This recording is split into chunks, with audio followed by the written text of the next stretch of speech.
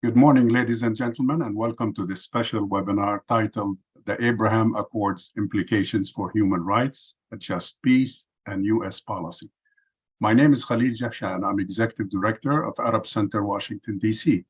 On behalf of my colleagues at the Arab Center and its global affiliates in Doha, Beirut, Tunis, Paris, and Amman, we're very honored this morning to partner with the Foundation for Middle East Peace, a Washington, D.C.-based institution with whom we have historically shared the objective of achieving comprehensive, just, secure, and lasting peace in the Middle East.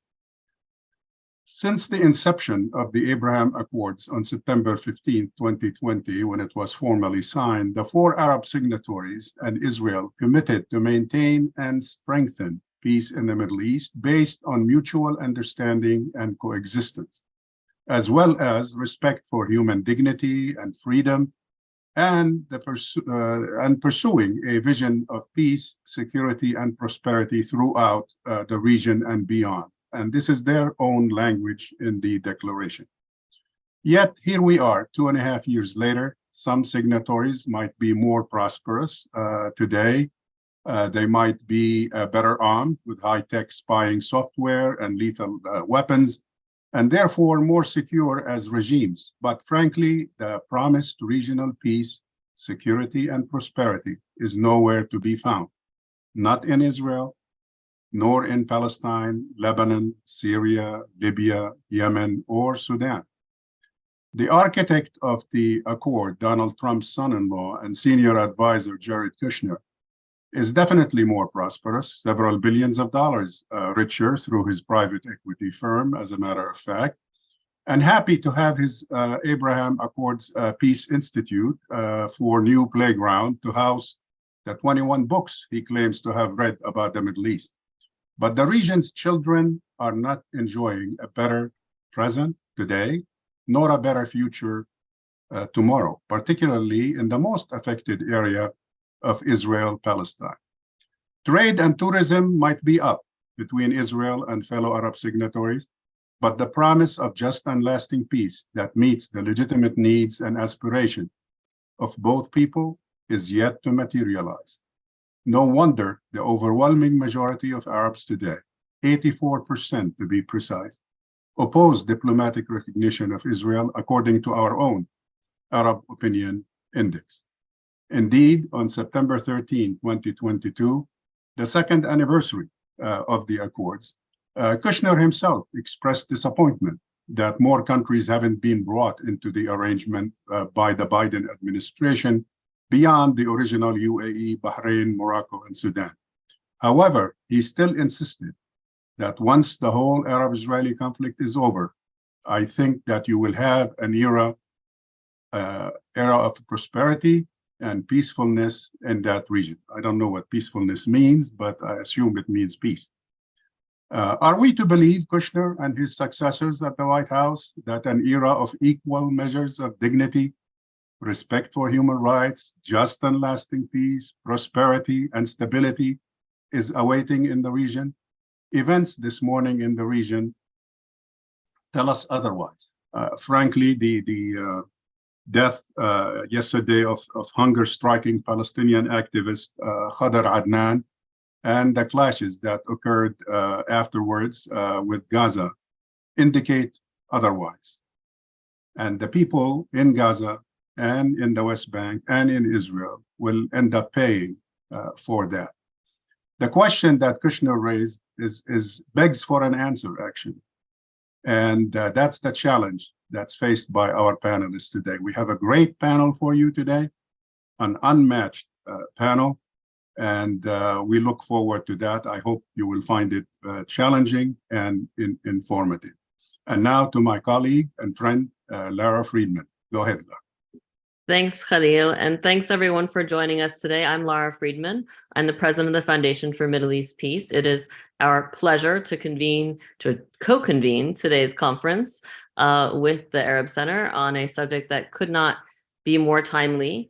And when I say timely, I was preparing my remarks for today, and I decided this would be a good chance to quote from someone I rarely quote from, that's Kevin McCarthy in the US House, who spoke yesterday in front of the Knesset in Jerusalem.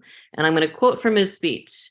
And he said to the Knesset, "Thanks to the Abraham Accords, coexistence and cooperation are beginning to replace conflict and intolerance. As a result, a future where your children can enjoy a just and lasting peace is not only foreseeable, it is attainable. Congress has supported dramatic breakthroughs of the Abraham Accord, ... My friends, Congress stands ready to work with Israel to broaden and deepen these accords, working for a sustainable peace with all of Israel's neighbors." So that's quite a statement. And it's in line with the kind of statements that were made starting almost 3 years ago when the accords were signed or opened, with great fanfare, great expectations raised by some, and great concerns raised by others. Today, what we're going to do is dig into the actual record. We have almost 3 years of record to see what these accords have brought on, what they have accomplished and what they haven't, what their impacts have been on peoples in the region. So we're very happy. This is a tremendous event and great panelists. And I think we should just go ahead and get it started. So Tamara, I'm going to hand this back to you to start panel 1, and I will turn off my video.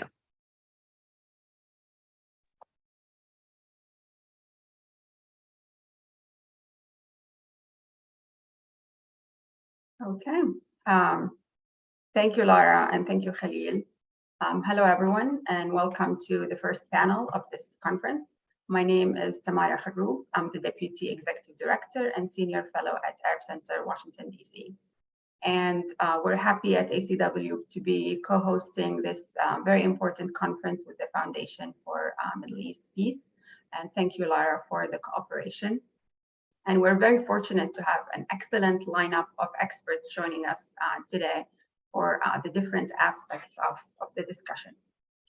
As you may know, and as Lara and Khalil mentioned, normalization of relations between Israel and some Arab states has been moving at a relatively fast pace in the last few years, and the Abraham Accords have become a U.S. policy priority in the region. And as such, we thought there is a great need to provide this in-depth assessment of the Abraham Accords, particularly from a human rights and a just peace lens, especially for the U.S. foreign policy establishment, and to analyze the potential impacts and implications of this relatively new U.S. policy direction. And to start off the discussion for today's conference, I'm pleased to be chairing this first panel, focusing on the regional implications of the Abraham Accords and the impact of normalization between Israel and some Arab regimes on human rights and democracy across the region. This panel will particularly assess the current scale and scope of normalization agreements with Israel. It will explore the implications for regional alliances and geopolitical dynamics, and the impact on human rights violations and authoritarianism in the region, with a particular focus on the sale of weapons and repressive surveillance technologies. To address these issues, I'm very glad to have an excellent panel of experts in this first session today. I will briefly introduce them in speaking order. Christian Coates Ulrichsen is a fellow for the Middle East at the Baker Institute, Rice University, and he's also an resident fellow, senior fellow at Arab Center, Washington, D.C. Dana Elcourt is assistant professor in the Department of Political Science at the University of Richmond, and also an resident senior fellow at Arab Center, Washington, D.C. Itai Mack is an Israeli lawyer and human rights activist. And Marwa Fatafta is a policy analyst for Al-Shabaka, the Palestinian Policy Network, and is also the MENA policy manager at ACNA. And I hope she will be joining us in a minute here. Oh, she's here. Okay, sorry, Marwa. Thanks all of you for taking the time to contribute to this important discussion. We're glad to have you. And in terms of format, just real quick, I will do 3 rounds of questions, and I think this way it will allow for a more engaging conversation, and then the panelists can comment and respond to each other's interventions if they like. And after that, we'll take some questions from the audience. The first round of questions, I'd like to set maybe the scene, provide some background understanding of what is going on. And in the second round, we'll assess the current state of affairs and the different perspectives on the normalization. And the third round will focus on the regional impact of the Abraham Accords. And with that, maybe the third round will probably be the longest, but looking at maybe 4 to 5 minutes per speaker per round. Before we start the discussion, just a quick reminder to the audience, you can send in your questions at any time during the discussion using the Q&A feature on Zoom. And for those who are joining us on the website and social media platforms, please send your questions by email to events@arabcenterdc.org. Again, that is events@arabcenterdc.org. Please identify yourself and your affiliation and indicate to whom your question is addressed. And we will try to take as many questions as possible. And with that, let's start the discussion. In the first round, as I mentioned, I'll be asking general questions to help us better understand the background and current state of affairs before we delve into the impact. I'll start with Christian and maybe just to help us understand how the Abraham Accords came about. What are the US goals and roles in pushing for the Abraham Accords, starting with the Trump administration, but also after that with the Biden administration? And maybe just to give us a better understanding, what is the current scale and scope of relations between Israel and the Arab and Gulf countries? And here we're talking specifically about the United Arab Emirates, Bahrain, Sudan, Morocco, and also there's been discussion regarding Saudi Arabia and Oman joining. Christian, would you like to address these issues? Well, thank you very much for having me and for organizing this very timely event. Obviously, the Abraham Accords originated in the quite unique, certainly transactional policy context of the Trump administration and Jared Kushner's conviction that his new approach could succeed where, in his view, decades of more conventional diplomatic approaches had failed. And again, this was rooted, I think, in Kushner's view, which may or may not have been informed by the 25 books he may or may not have read. But this was his view that certainly you could turn the traditional kind of equation on its head, get normalization first, and then try and push for the other issues to be resolved, which of course has always been the opposite, the outside-in approach in effect. And Kushner, I think, and the Trump administration more broadly assessed that they could utilize the warm relationships they had built with certain Arab states, especially UAE and Saudi Arabia, but also with Oman, for example. If you recall that in the original unveiling of the Trump peace plan in January 2020, the Omani ambassador was also, I think, in the room when the plan was unveiled. And certainly there was a feeling that the administration under Trump had built these more transactional, warmer relationships with some of the Gulf states that they felt could be utilized for progress on this issue. Clearly, by actually establishing relationships, by forming the Abraham Accords, especially the UAE, which went first, I think the UAE also was trying to de-risk itself in advance of the 2020 election by doing something which would be greeted warmly in DC by both sides of the political aisle. It gave Jared Kushner and Donald Trump a much needed regional win in the run-up to the election, but it also really passed the UAE as something quite different after a period of rather difficult relationships where, again, the UAE had perhaps been seen as more of a destabilizing actor in certain circumstances, in Yemen, for example, the blockade of Qatar, and the UAE was very successfully, in terms of branding, recast as a peacemaker, however tenuous we might think that term would be, or that label. And what, of course, has happened is that the Biden administration took office and hasn't tried to undo the Abraham Accords. And in a way, also, they continued with a lot of what has happened in the Trump administration by creating these facts on the ground. They haven't rejoined the JCPOA, for example. There's a lot of policy continuity, which perhaps illustrates the stickiness of creating these conditions, which it may be easier to create and more difficult to unwind. And from a Biden administration point of view, there's no compelling reason to unwind it, because who doesn't want, in their view, peace, or at least a relationship where the parties are talking to each other. And we now see, for example, that we have had 3 years of quite difficult relationships. We've had, obviously, the upsurge in conflict in Gaza in 2021. We've had, obviously, the creation of the most sort of extreme elements of an Israeli cabinet over the last 6 months. But that hasn't been enough to derail any of the signatories to the Abraham Accords. We've had, obviously, the UAE continuing to deepen and diversify its relationship with Israel, and in a sense to lead, or to try and portray the UAE as leading the region, even though, or as you said, Tamara, only 3 other countries joined effectively. I mean, Bahrain and Morocco, and Sudan has never been quite clear whether or not Sudan normalized, who normalized on behalf of Sudan, and whether or not it's had any impact actually beyond a declaratory impact. Of course, we now see Sudan engulfed in its own internal challenges. So in a sense, where we are today is that I think we're still in this holding pattern. Clearly in the US, focus is now turning to the 2024 election and what might happen next. And so status quo, I think, is just preferable to any radical or significant change on the ground. There's simply not the policy bandwidth for that, especially with Russia, Ukraine continuing to take up so much foreign policy focus.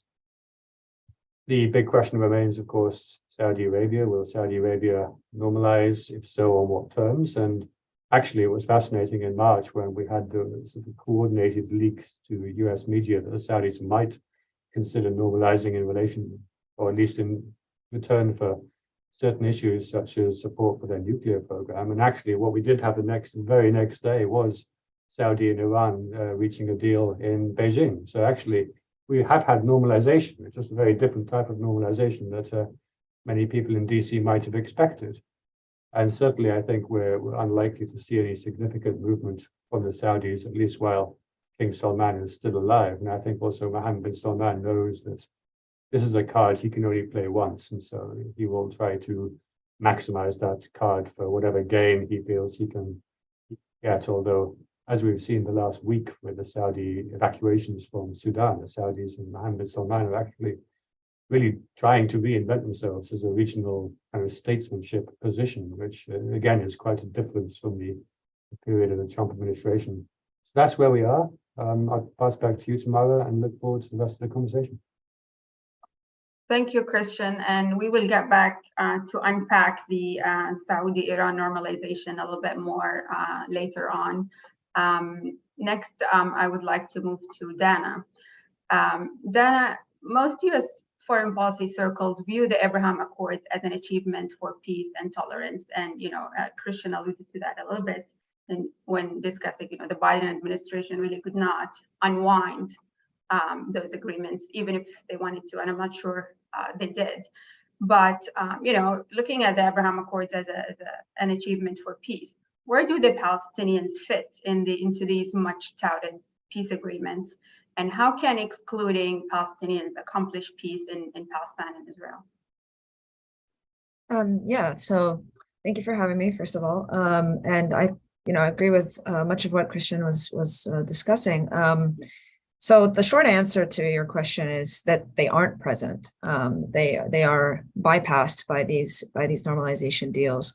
And I know that especially at the beginning, there was all of this kind of play acting and charade about how signing the normalization deals between particularly the UAE and Israel would help offset pressures to formally annex the West Bank and things like this. But this is obviously a farce for a variety of reasons. One, that de facto annexation was already present and continued to at a fast pace in terms of settlements. And second, this was not at all the main objective of any of the signatory countries. So yeah, in answer to your second question, how could it achieve peace for Israel-Palestine? I don't believe that it can. And that's what's kind of so insidious about the term peace agreement. when it comes to the Abraham Accords. So the objective is not to achieve peace for Israelis and Palestinians. It's not to move the peace process forward. It's not to do any of that.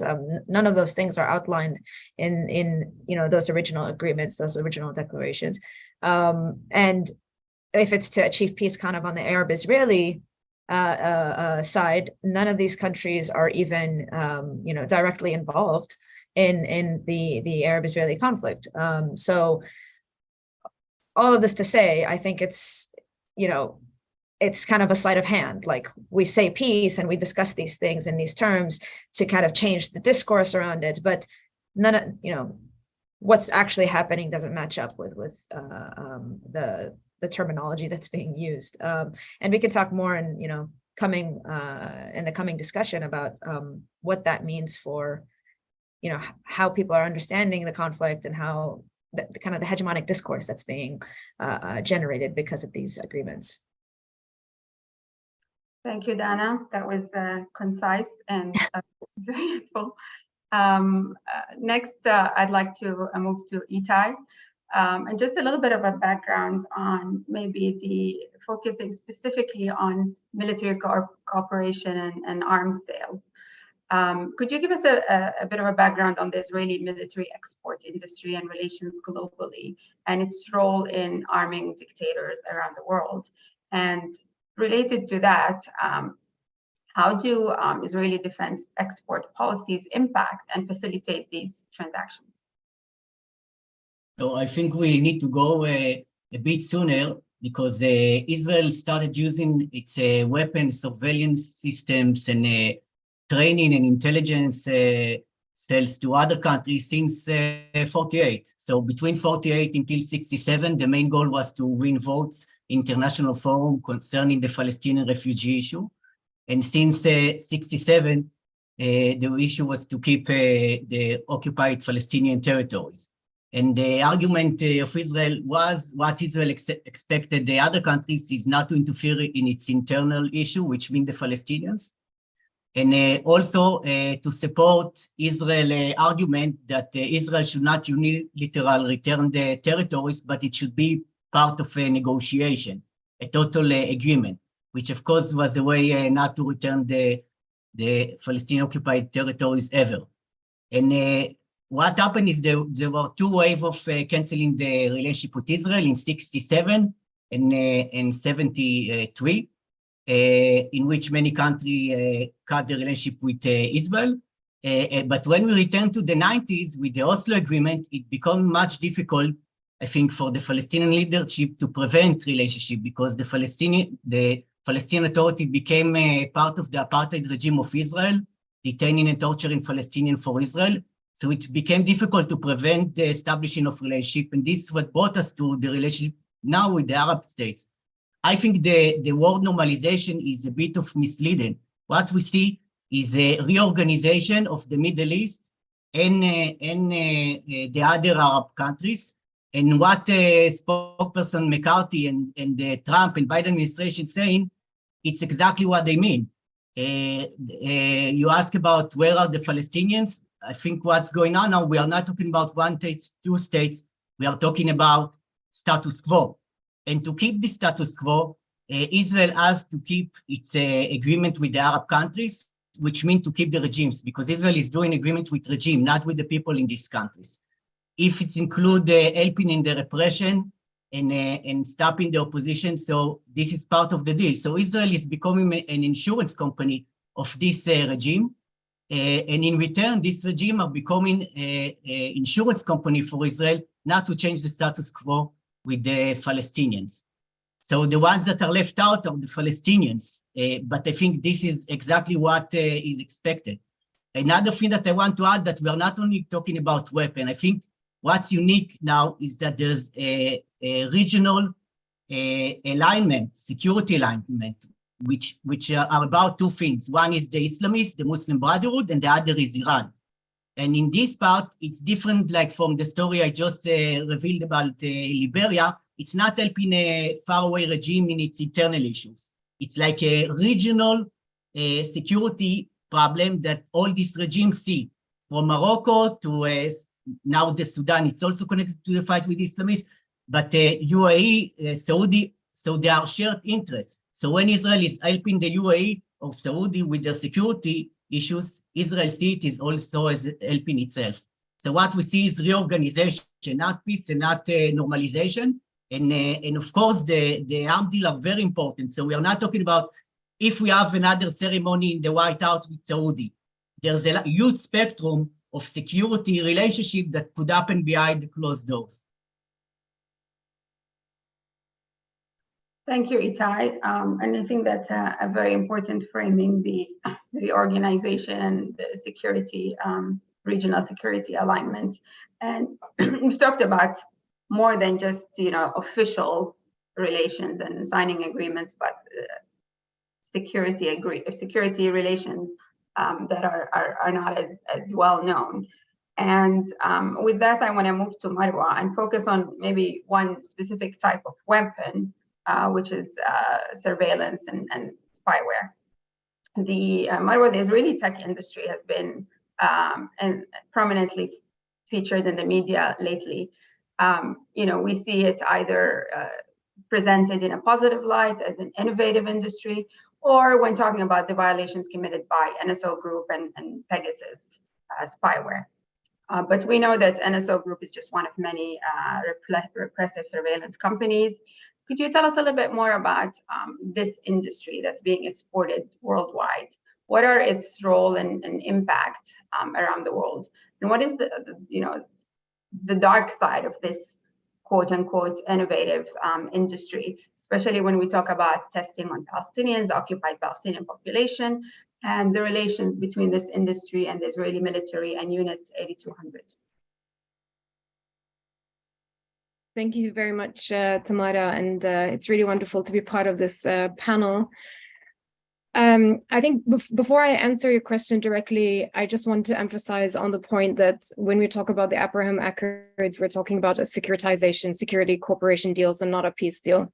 This morning, we woke up to very shocking and saddening news of Sheikh Khadr Adnan, a Palestinian political prisoner who died in Israeli prison after 87 days of hunger strike. He's been detained in and out of Israeli prison since 2008 and went through hunger strikes for many rounds. And every day, almost every morning, we wake up to the news of a Palestinian being killed by the Israeli forces, occupation forces. And that is the reality of daily oppression that we live under. And it's, when we discuss the Abraham Accords, it's almost an insult to Palestinians that these are touted as peace deals while Palestinians are being killed and detained on a daily basis. Now, when it comes to Israel's surveillance industry, I think it's important, similar to Itai's point, to highlight that Israel is a surveillance state. It was built on surveillance. It was not possible for the Israeli state to be created without mapping and surveilling Palestinian communities, villages and towns, mapping relationships, who speaks to who, people's religions, cultural, social, religious affiliations. And that has started basically since 1947, and actually in the 30s by the Zionist movement when they first arrived during the British Mandate on Palestine. And that tradition has continued, and of course at this time and age it has also advanced to include digital surveillance technologies. In Palestine, we see that the Israeli occupation of forces employ not only high-tech surveillance systems but also the old school way of spying on people through informants, watchtowers, CCTV cameras, and so on and so forth. So we're talking about a web of surveillance where it has become almost impossible for Palestinians to hide or be anonymous or protest anonymously. So all of those rights have been eroded, not only the right to privacy, but also the right to Palestinians to express themselves, to publicly associate with political factions or civil society organizations, or protest against Israeli occupation and its oppression. You mentioned the NSO. Of course, that's I would say the tip of the iceberg of the Israeli surveillance industry. Today, we have a growing, flourishing surveillance industry that is opaque, secretive, that trades and sells all sorts of offensive cyber weapons, including spyware, to target mainly human rights defenders, journalists, academics, even politicians. The NSO Group, which is an Israeli company, has been embroiled in many scandals, and the impact of this spyware company or outfit has been far-reaching, and that's why we see a lot of headlines around where and how this spyware Pegasus has been used to crack down on activists and human rights defenders. But as you said, it's not the only company. There's a lot of Israeli spyware companies that are active in the space, that are selling their technologies not only to dictators but also to democracies. I mean, the EU, for instance, Greece, Belgium, Germany, France. These are also Spain. These are also, let's say, traditional Western democracies that has either been using Pegasus spyware, like Spain and Greece, or has been impacted by Pegasus, such as France, where a number of French officials have been reported as targets for Pegasus spyware. We don't know who is the client government, but needless to say that the impact of these technologies are not only, just targeting activists and dissidents, but actually anyone can be a target thanks to this technology. Other companies include companies like Quadream, Kangaroo, who's been blacklisted by the US Department of Commerce for facilitating transnational repression and human rights abuses around the world. Quadream is also an Israeli company that was very, very recently, like a couple of weeks ago, announced that it's shutting down its offices.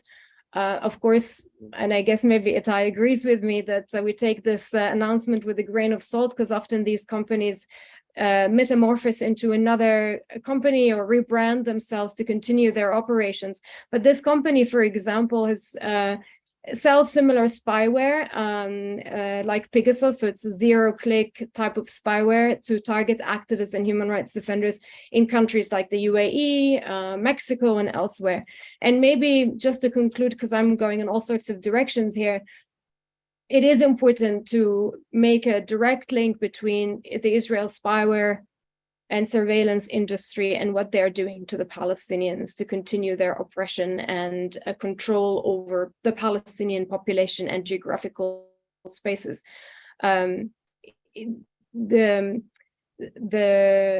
Israeli authorities today, actually, Amnesty International has launched a new report that highlights the extent in which Israel has been developing and using new surveillance technologies to spy on Palestinians, including facial recognition, which is different from spyware in terms of technology, but they unearthed the so-called Red Wolf, which is a facial recognition technology used in H2 area of occupied Hebron to forcibly register Palestinians in a facial recognition database, and also decide whether Palestinians, upon identification, are allowed to cross checkpoints between H1 and H2 area. If you're not identified, if you're not in the system, then you're not allowed to cross. I mean, there are many, many ways how Israel's invasive surveillance industry has impacted Palestinians, and we can talk more about that.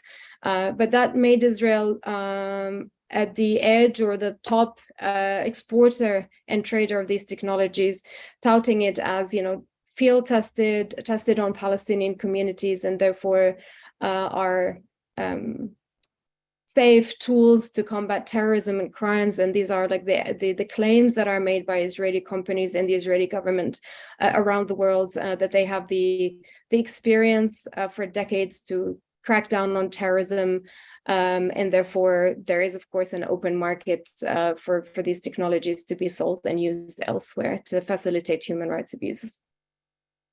Thank you, Marwa, for this excellent overview of the Israeli surveillance industry. And in the second round, I want us to talk a little bit more about what this all means for the relations established under the Abraham Accords. And maybe this second round will be a bit quicker, if you could be brief, so we can talk more about the impacts on human rights in the third round. I'll go back to Christian. You've mentioned a little bit about the motivations of the Arab and Gulf countries in establishing relations with Israel. And just based on, going back to what Itai and Marwa said, that these are security deals, not really peace deals, regional security alignments.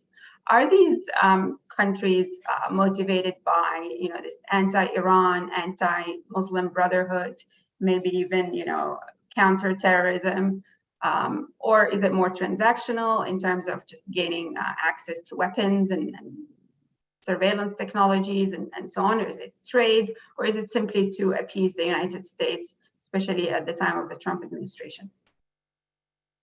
I think it's probably a bit of all of those, but certainly the share of which bit is more important is different in each case. And I mean, on a broader region, on a broader level, there's certainly been, as I think Itai mentioned, an alignment, certainly vis-a-vis Islamism and Iran. And we saw that alignment beginning to come into place in 2015 or 2014-15, when both Israel, Saudi Arabia, and also the UAE were quite, all complaining they were cut out of the negotiations for the JCPOA. And you saw the alignment there of at least a certain set of security-focused and geopolitical interests, which weren't maybe enough to push into a formal diplomatic relationship, but were certainly almost normalizing the idea of normalization. That Israel and Saudi Arabia, the UAE, were not destined to be enemies. There were certainly areas where their regional interests did overlap, and we saw a number of visits and higher profile exchanges during that period, which I think were just also part of that process of testing the water and also making it more clear that there were overlapping sets of interests that were becoming clearer. And so again, as Itai said, what happened in 2020 was really just a formalization of a much longer process. And certainly from the UAE, there had been allegations of using Israeli-made technological and surveillance equipment since at least 2013, 2014. So again, a period of years. Bahrain was interesting because the Bahrainis have been very aware of their international image, trying to foster a reputation for tolerance. However, divorce that may be from the domestic situation within Bahrain itself, with, of course, the post-2011 crackdown on many in the Bahraini Shia community, but certainly at an international level, trying to recast Bahrain as an island of tolerance and with its own Jewish community, of course, as well. And the Bahrainis, I think, always thought they would be the first to normalize. And I think we're taken by surprise when the UAE beat them to it in 2020. I think Bahrain was a very interesting case because when the UAE normalized in 2020, Bahraini political and civil society really reacted very strongly. It was very critical, very negative. But it was obviously, they were much more quiet when Bahrain did, because of course they know that they run a greater risk of a potential backlash from the authorities. But I think the Bahraini normalization was a test case for the Saudis, especially, as to whether a normalization would trigger social unrest that would be uncontainable, or whether it would just be more rhetorical in nature and manageable. And I think certainly in the Bahraini case, it was seen to be rhetorical primarily and manageable from a security context. And I'm sure the Saudis would have been watching very closely for any assessment of what that might mean were Saudi Arabia to eventually take that step and to normalize. Although again, as others have said, the Saudis don't need to normalize at this point, just because again, there's a lot that can be done underneath the surface, short of full normalization. And I think, to be honest, I think it's to the extent that people, probably both in Saudi Arabia and in Israel, and probably in the US as well, think that Saudi-Israeli normalization is at some point a matter of time. Again, that aspect of normalization is working very strongly, so that when it happens, it won't be the seismic shock that it would have been perhaps 10 or 15 years ago. I think the authorities in Saudi especially will be hoping that people will just shrug and say, well, we knew it was happening anyway. This doesn't really change anything in the same way that it was for the UAE in 2020. Although, as we saw with the Bahraini reaction to the UAE, that on a popular level, on a social level, on a political level, doesn't mean that people buy into it. It just means that the authorities feel that they can take that step without risking any major societal backlash, and they can contain it. So yeah, thank you very much. Thanks, Christian. And you mentioned a little bit about the popular reaction in some of those countries. And I want to move to Dana and talk more about, the public opinion in the Arab countries. We know that public opinion is different from the official perspectives of Arab regimes. What are the implications of this gap? Do you think this is making any difference? And just related to that, how are these relations, or whether it's impact from public opinion or the Arab regimes themselves, is this being impacted by recent developments in Israel? We're talking about the extreme right-wing government. We're talking about increased violence against Palestinians and raids and killings, emboldened settler violence and raids, even the attacks on Al-Aqsa Mosque, and most recently yesterday the killing of Khader Adnan in administrative detention on hunger strike. Do you think these events are changing the Arab regime's posture? Yeah, so let's start with the gap that exists. I mean, I think it's been alluded to a couple of times in the discussion already. There obviously is a very big gap between, these are authoritarian states. There's a big gap between government positions and Arab public opinion. Dr. Khalil in his introduction mentioned the Arab Opinion Index. This is publicly available information. Anybody can look up kind of what the descriptive stats say. But in wave after wave of the Arab Opinion Index, we see that over 80% of Arab respondents, oppose diplomatic recognition of Israel, and for reasons related to the Israeli-Palestinian conflict, for reasons related to Palestinian self-determination. But also, I just wanted to kind of do a quick overview of what other studies exist on the topic to show that this is not specific to the Arab Opinion Index. So, for example, another regional survey, the Arab Barometer, in their last wave, they didn't do any polling in the Gulf specifically, but in their last wave, they also found a minority position that supports diplomatic recognition of Israel, only around 27%, higher than the Arab Opinion Index, to be sure, but still a minority position. Then there's these kind of like studies done by think tanks, particularly the Washington Institute for Near East Policy has released a couple of waves of different survey results from a poll that they conduct supposedly with Emirati and Bahraini respondents. So the institute didn't provide information because they said they used an independent regional firm. So the details aren't really clear, but even in their results, they find that, and they are supportive of the Abraham Accords, as an institution. But they find, again, that only a minority of respondents support ties with Israel. Again, only about a quarter of respondents that they have spoken with.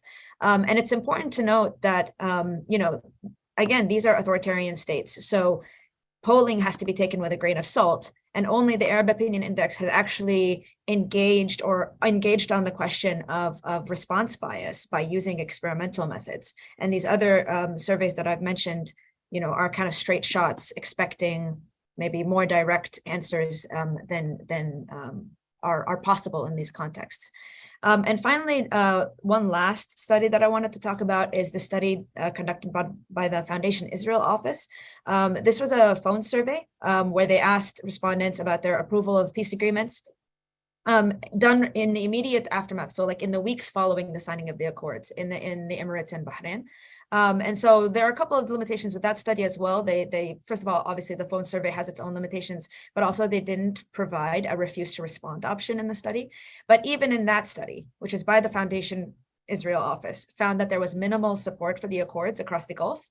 And the only two country samples that had some sort of support for the accords were in fact in the countries that had just signed them, which are Bahrain and the UAE. And this makes sense because it is, an authoritarian government, and people might not want to respond to something that's like a hot pressing issue in a direct way. But again, even in that survey, 72% of Bahraini respondents and 81% of Emirati respondents reported that they have a great deal of support for the Palestinian state, and maybe, you know, there is this connection because the Abraham Accords were initially justified as kind of the result of Emirati-Israeli negotiations over the annexation of the West Bank. So maybe respondents thought like, oh, like this will lead to that. So all of this to say, kind of this little lit review that I just gave is to mention that there is really very little evidence that Arab societies support these normalization deals across a variety of sources, and that these states, as has already been, you know, alluded to, they frankly become more vicious with the lessons of the Arab Spring uprisings. They've learned the lesson that they should crack down, that they don't have to pay kind of any lip service to accountability. And frankly, the US was partly responsible for helping teaching them that lesson as well. So they're pursuing these normalization deals because they think that they can make their regimes more durable and offset any dissent. So it's true that we haven't had any kind of large-scale social unrest, given the viciousness of the regimes that we are now dealing with. These are not the same regimes that we dealt with in 2011 or 2012. But as I argued in my previous research, the Palestinian cause is important to the Arab populations, and that this gap between government and people really does add to the resentment. It's not the only thing that they're resentful about. I'm not claiming that the Palestinian issue is like the crux of any kind of Arab dissent, but it is adding fuel to the fire. And Palestine and pro-Palestine activism does have spillover effects. You know, I've outlined before in previous research how pro-Palestine sentiment and activism is often a vehicle for broader dissent against the regime. It has these spillover effects and impacts on broader civil society. So all of this is actually fueling frustration, adding fuel to the fire. We may not have seen social unrest right now, but that does not, you know, mean that we are not going to see it in the future. Thank you, Dana. And I want to follow up on that. If you could give a brief answer as well. I'll try. So we're getting this question a lot. Who cares about Arab public opinion? Does it really matter? Why should we care about Arab public opinion? And, you know, the other part of the question is, you know, are these regimes, Arab governments, really impacted by Arab public opinion, or by the increased Israeli violence against the Palestinians, or the ongoing occupation and the ongoing Nakba in general? Yeah, so in terms of whether kind of Israeli action impacts some of these governments, given that like the Emiratis were not getting into this because they had any even like 10% care about the Palestinians, they're not gonna all of a sudden cancel the Abraham Accords because there's an Itamar Ben Gvir in power. But nevertheless, like on the ground, you know, Israeli, like the kind of, you know, crassness of the new Israeli government and their pursuit of supremacist policies, their kind of naked abuses of power, it does lead to at least a stalling maybe of American aspirations for the expansion of the Abraham Accords. But, you know, those who have signed these agreements, they, you know, even the ones who haven't signed, those who have been engaging in under the table dealings, this actually doesn't matter much. It is only seen as a way to improve the durability of the regimes, improve their capacity to repress, and snuff out any possibility for, you know, democratic accountability in the Arab world for the foreseeable future. Now, in terms of your first question, like, does Arab public opinion matter? I mean, I don't know how many uprisings Arab people have to have before people recognize that authoritarianism can be durable, but I do not think that in the context of the MENA region and in the context of the last 10 years, it's going to be that sustainable.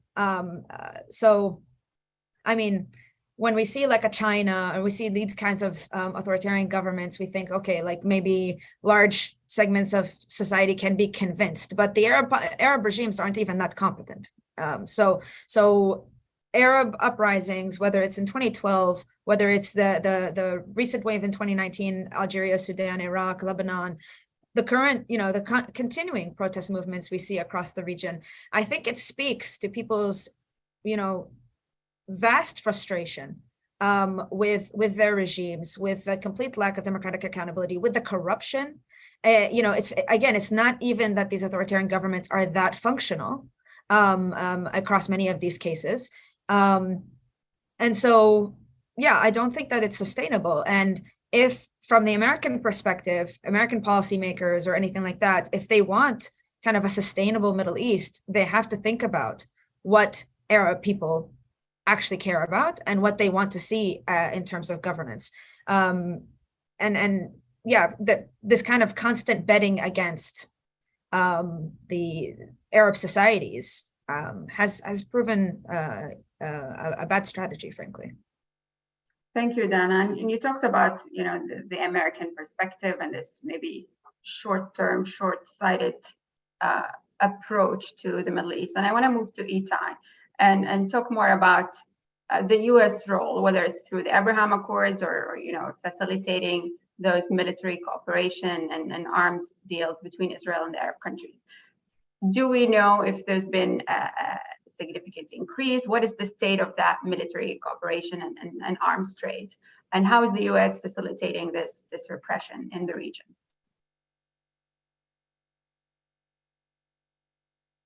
So I think for the US, but it's also about the EU. What they want is a reorganization of the area that includes stability. Stability doesn't mean stability in the society, stability in the personal life of people, in the possibility of people in this country to imagine a future without repression or any possibility to protect your own family from the regime or whatever. Stability, it means that there will not be a regional war. So what happened inside each area or country, they just don't care about it. And I was surprised because I deal a lot about exposing Israel relationship in the past. I was surprised to see when I read the files of Israel with Germany until the 90s, that, for example, the declaration of Germany that they recognized the self-determination of the Palestinian people right in 1974 was because of the issue of their policy regarding East Germany. And also that their push for a peace negotiation with Israel and the Palestinians was because they were afraid that if there was a war, it will really damage their economic stability and the German industry, because they got huge backlash, including sanctions on German company, the oil prices and other problems, sweats. So they are really worried if there will be a regional war. And to prevent that, it means that they need to keep the stability of the regime, and whatever need to be done for that, it's open. So Israel is not only supplying a security service by itself, it's also has a say about Americans' arms export to Arab countries, because one of the agreements between Israel and the US is that the US will keep Israel a strategic advantage. So Israel also has a say in that. And also all this triangle, all this interconnection between all these countries helps Israel also to influence how these countries are buying equipment for repression from other countries, not only the US. So I think what we see now, you could call it like a modern version of the Condor plan from the 70s and 60s, 70s in Latin America, where there was a program of the military regime to eliminate and destroy the opposition, the democratic movement. So now this Condor plan is more, there are Americans, there are Israelis inside, they are a non-democratic regime, and they are thinking how to keep the situation stable in any price. Thank you, Itai. And there's an important distinction that both Itai and Dana mentioned that I would like to highlight here, which is, the human security aspect versus regime security. And what these deals are about is basically regime stability and survival and security, mostly authoritarian regimes, at the expense of human security and human rights. And we will talk more about that in the third round. But I want to give the chance to Marwa to specifically address the cyber weapons industry. Have we seen increased deals between Israel and those Arab countries after the signing of the Abraham Accords, or has this been happening anyway all along? Thank you, Tamara. I think it's important to mention here that earlier this year, there was another expansion of the Abraham Accords signed with regards to cyber cooperation between Israel, Morocco, Bahrain, and the UAE, which the Department for Homeland Security here in the US touted as another historical achievement. And there hasn't been a lot mentioned around what exactly this cyber cooperation entails, but it does highlight that these now governments will share information on cyber threats, will cooperate on cyber intelligence and counter cyber attacks. And of course, Iran is, like, as always, is the biggest boogeyman in this picture. But we can see, you know, from now the Iran and Saudi normalizing relations again, you know, Iran can be used as the boogeyman, but and then, you know, all this security and cooperation continues, but then these governments become friends again, but the surveillance systems continue impacting people living in these countries. And it's concerning that the US government and the Biden administration completely dismissed the fact that those governments have a long, dismal record of cyber surveillance, of human rights abuses. And while the Biden administration very recently issued, you know, President Biden issued an executive order to ban the use of surveillance and offensive spyware and surveillance technologies in the US. And before that, they listed 2 Israeli companies, NSO Group and Kangaroo, on their entity list. But at the same time, they are expanding the surveillance cooperation between 4 countries that have an atrocious record of human rights abuses in the region. Now, some would argue, well, of course, there are cyber attacks. I mean, last week we've seen a number of cyber attacks against different Israeli entities. There are cyber attacks against the UAE. And so, you know, we're talking about cyber defense. But I want to highlight here that in those countries, in the UAE and Bahrain and Morocco, cyber threats and cyber crime has a completely different definition of what they should be. You know, cyber crime is dissenting against government. Cybercrime is investigative journalism. Cybercrime is protesting against corruption and human rights abuses in the country. These are crimes coded in hard criminal law in these countries. And we've seen many activists and human rights defenders and journalists being jailed, prosecuted for lengthy sentences just for posting a tweet or Facebook post. And so while, you know, the US government wants to justify this new expansion of the Abraham Accords as an important need for cyber defense in these countries means a completely different thing. And, you know, we have seen surveillance cooperation expanding since the Abraham Accord. I remember reading a quote from some Israeli leader in the surveillance industry saying something along the lines of, there is a difference between having a mistress and a real wife. And I think that applies to the situation of security and surveillance deals between those governments and Israel. In the past, sure, these Gulf countries, especially Gulf monarchies, are serial abusers and users of Israeli tech. Since 2016, that was the first time we learned about NSO Group when Emirati human rights defender Ahmed Mansour has been spied on using Pegasus. And that was way before the Abraham Accords. Now, these governments can invest and trade in the open. So they don't need to hide these deals as they used to. They can openly trade and invest in these companies, surveillance companies. This year at the International Defense Expo in Abu Dhabi, for instance, there were at least 60 Israeli military and cyber defense / offense surveillance companies present in the expo, so they don't need to hide this anymore, and that is of course concerning. While in the past, they can do these trades in secret, now they're saying, okay, we do it in the public. And also, most importantly, it opens the door not only for buying Israeli surveillance equipment and spyware, but also sharing intelligence tactics and capacity building training. And we know that the UAE, for instance, has these ambitions to build their own homegrown surveillance technologies, and they have been trying to attract Israeli intelligence or Israeli expertise to build their own surveillance capabilities, whether through companies like Dark Matter, which is an Emirati company, which is now implicated in a legal case in the US for spying on Saudi human rights defender Lujain al-Hadloul.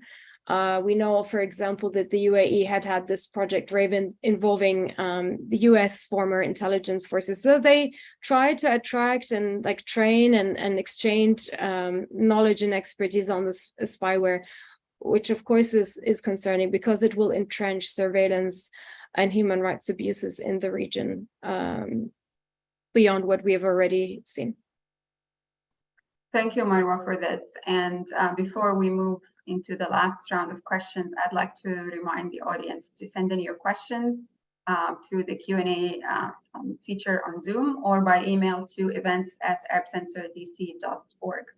And now we move into the last round of questions, and maybe we can try to answer those in 2 minutes each. I know there's a lot to talk about, but in the last round of questions, I'd like to focus on the impact of everything we just discussed on human rights violations in the region and on the prospects for democratization and democracy.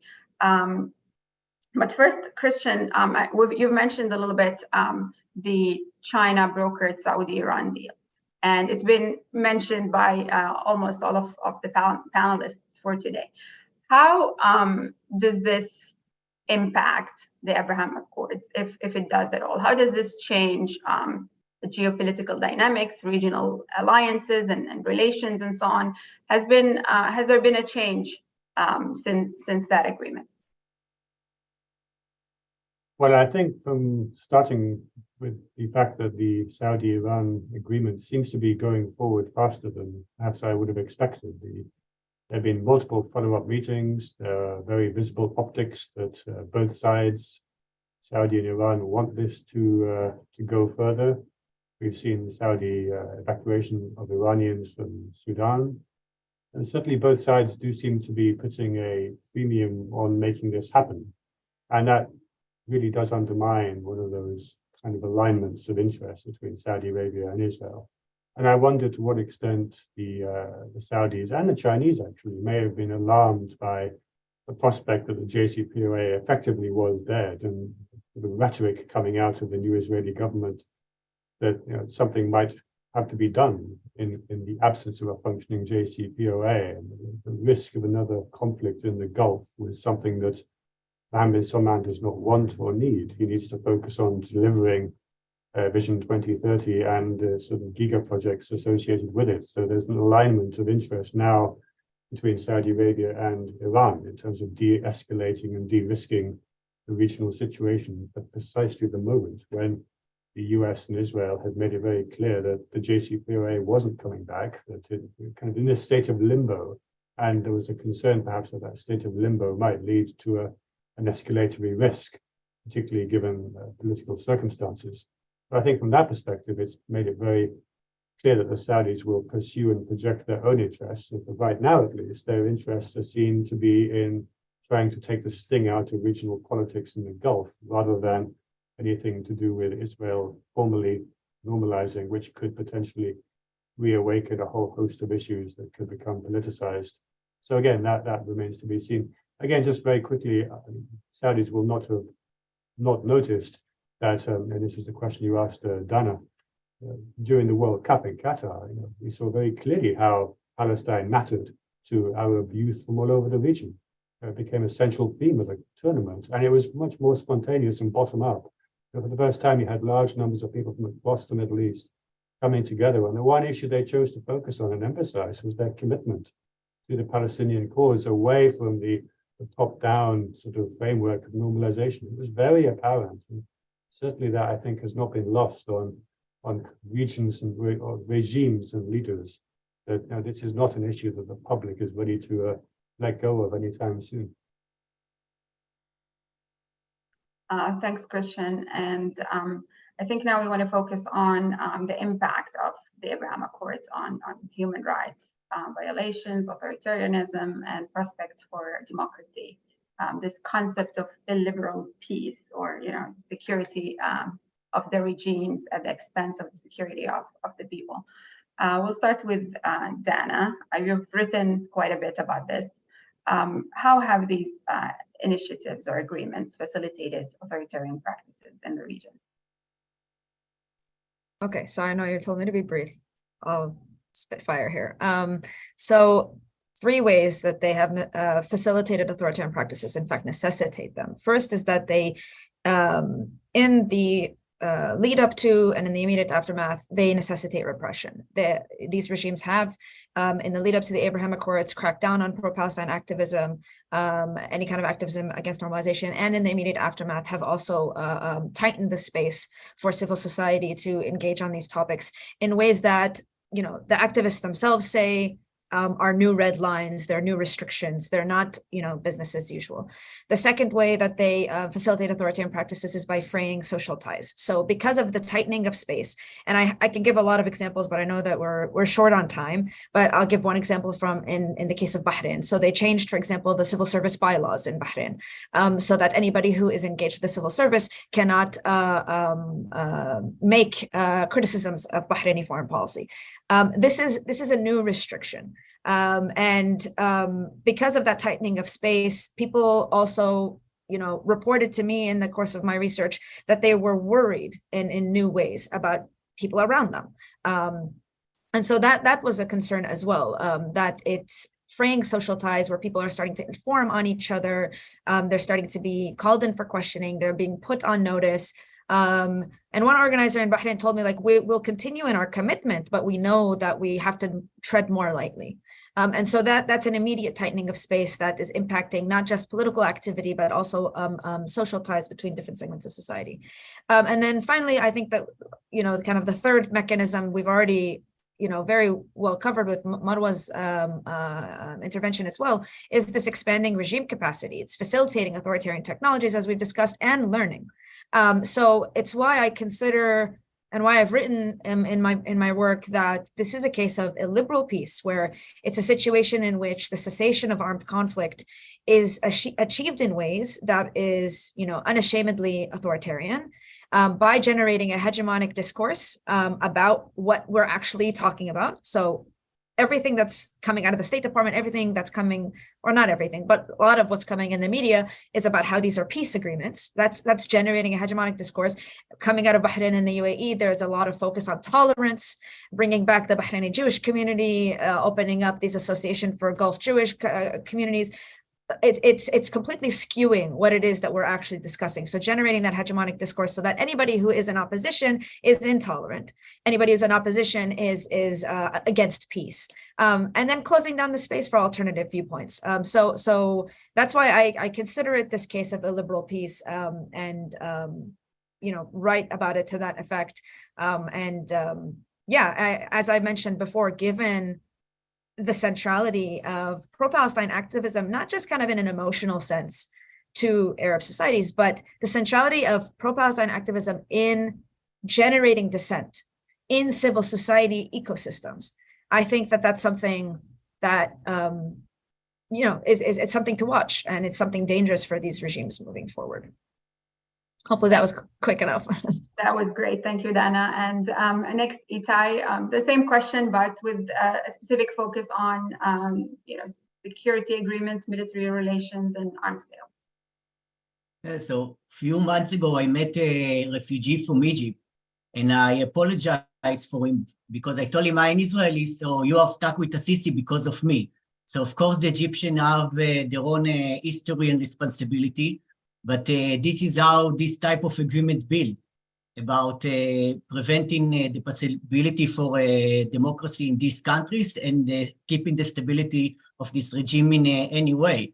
What I see for the human rights of Palestinians, I think the countries of the Arab League, what is left of this Arab League, will join the EU and the US. So once in a while you see denunciation, maybe if it's something that happened in Al-Aqsa, but they will not pressure, not Israel, but they also will not pressure the EU or the US to act differently. And I think the gap between what they will say and the action that they will take, even behind closed door, will grow bigger and bigger. I'm also worried about the situation of human rights in other countries, where Israel and the UAE and Saudi and other countries that are part of this agreement are interfering, like Ethiopia, Libya, even Tunisia, many sub-Sahara countries, Chad. It has a huge effect. So I'm really worried how it's going to affect, and I think because the meaning is to prevent democracy. Without democracy, you don't have human rights, you don't have protection for human rights. So I think we are going to see a big backlash, not only in the countries that are inside this agreement, but also in the surrounding. Thank you, Itai. Next, Marwa, same question. I think you've mentioned a little bit about the impact on the freedom and human rights of citizens in those Arab countries and activists, human rights defenders, journalists, and so on. And if you could also talk about some examples of those specifically in the Arab countries and implications for transnational repression. Thanks, Tamara. I mean, to build on Itai's point, I think there is a genuine fear around annihilating human rights movements across the MENA region. And we've seen, independent of the Abraham Accords, but I think we've seen that governments since the Arab Spring have been trying really hard to employ every tactic in the book to crush democracy, pro-democracy movements and activists. And so the Abraham Accords, I think, authoritarian regimes in the region found their perfect ally, an ally that can export invasive surveillance technologies, malicious spyware. And that has meant, again, when someone is being infected, I work with a lot of human rights defenders whose phones were infected by Pegasus or other Israeli spyware, and it impacts individuals on a personal level. Just over the weekend, I met with a Bahraini active woman human rights defender who we found that her device was hacked using Pegasus. It impacts people at a psychological, fundamental, physical level where people feel they have to watch over their back. They're afraid about their own safety, the safety of their families, the safety of their communities that they're trying to work with and protect. But it goes beyond that. I mean, we've seen times and times again direct links between having someone's phone infected with spyware and leading to their arbitrary detention, forced disappearance, extrajudicial killing. I mean, the examples are many. But if I can just pick one country that has signed the Abraham Accord and where the use of surveillance and spyware has led to a mass crackdown on activists and journalists, is Morocco. Many of the Moroccan journalists that are independent and have led or reported on corruption and human rights abuses, jailed, harassed, detained, have been infected by Pegasus, and some already spending time in prison, like Moroccan journalist Omar Radi, who's been infected with Pegasus and charged on really ridiculous claims of rape and foreign espionage. But even those who have fled the country, and this is where I want to highlight and end, is that even if you have fled the country for your own safety and to be able to continue your activism from the diaspora, you're not safe because of the surveillance technology. It has expanded the Arab government's ability to extend their repression beyond geographical and legal borders. So Moroccan journalists that have fled to France, for example, have been revealed that their phones were infected by Pegasus. I mean, Saudi activists that fled to Canada, the UK, there are many legal action now against NSO Group, have also been infected by Pegasus. Emirati human rights defender, for example, Ala Sadiq, which has unfortunately departed this life in 2021 in a tragic accident, also had her phone infected by Pegasus. Essentially, as an Arab activist today, you have nowhere to hide, thanks to Israeli surveillance tech, and thanks to the Arab regimes that are deploying all sorts of technologies and tactics in order to crush all forms of dissent. Thank you, Marwa, for this and for humanizing this problem that we sometimes talk about in abstract terms. And I think it's important to remember that these are actual people and human beings that are being impacted. We do have quite a lot of questions coming in and 15 minutes left. So I'll try to maybe ask 3 to 4 questions at a time and give you all a chance to respond. And also feel free to comment on each other's interventions if you like. All right, I think one of the questions that I think is probably important to address here is talking about the United States and US policy. And this question is particularly about the Biden administration, but in general, US policy kind of pays lip service to the issue of human rights and democracy, but not necessarily in actions. And the question reads, is the Biden administration naively ignorant of the anti-human rights impact of the Abraham Accords? And then I think we can expand that and just maybe talk about this disconnect between discourse and action by the United States. Another question from our colleague at Arab Center, Imad Harb, question for Itai. How knowledgeable is the Israeli public of Israeli companies' role in helping surveillance in the Arab world? Are there public objections to this? And maybe one more question. I wanted to ask a question about the Arab Peace Initiative. I know, Itai, you mentioned the Arab League a little bit, but what is the status of the Arab Peace Initiative that conditioned normalization on Palestinian independence, the return of the refugees, and so on? What is the state of that in light of the Abraham Accords and the Arab League in general? And there's a question for Marwa about how to find information about the Israeli surveillance companies. Let's start with that, and then we'll take another round. We can use the same order: Christian, Dana, Itai, Marwa, and then feel free to respond to as many or as few of the questions as you like. Christian?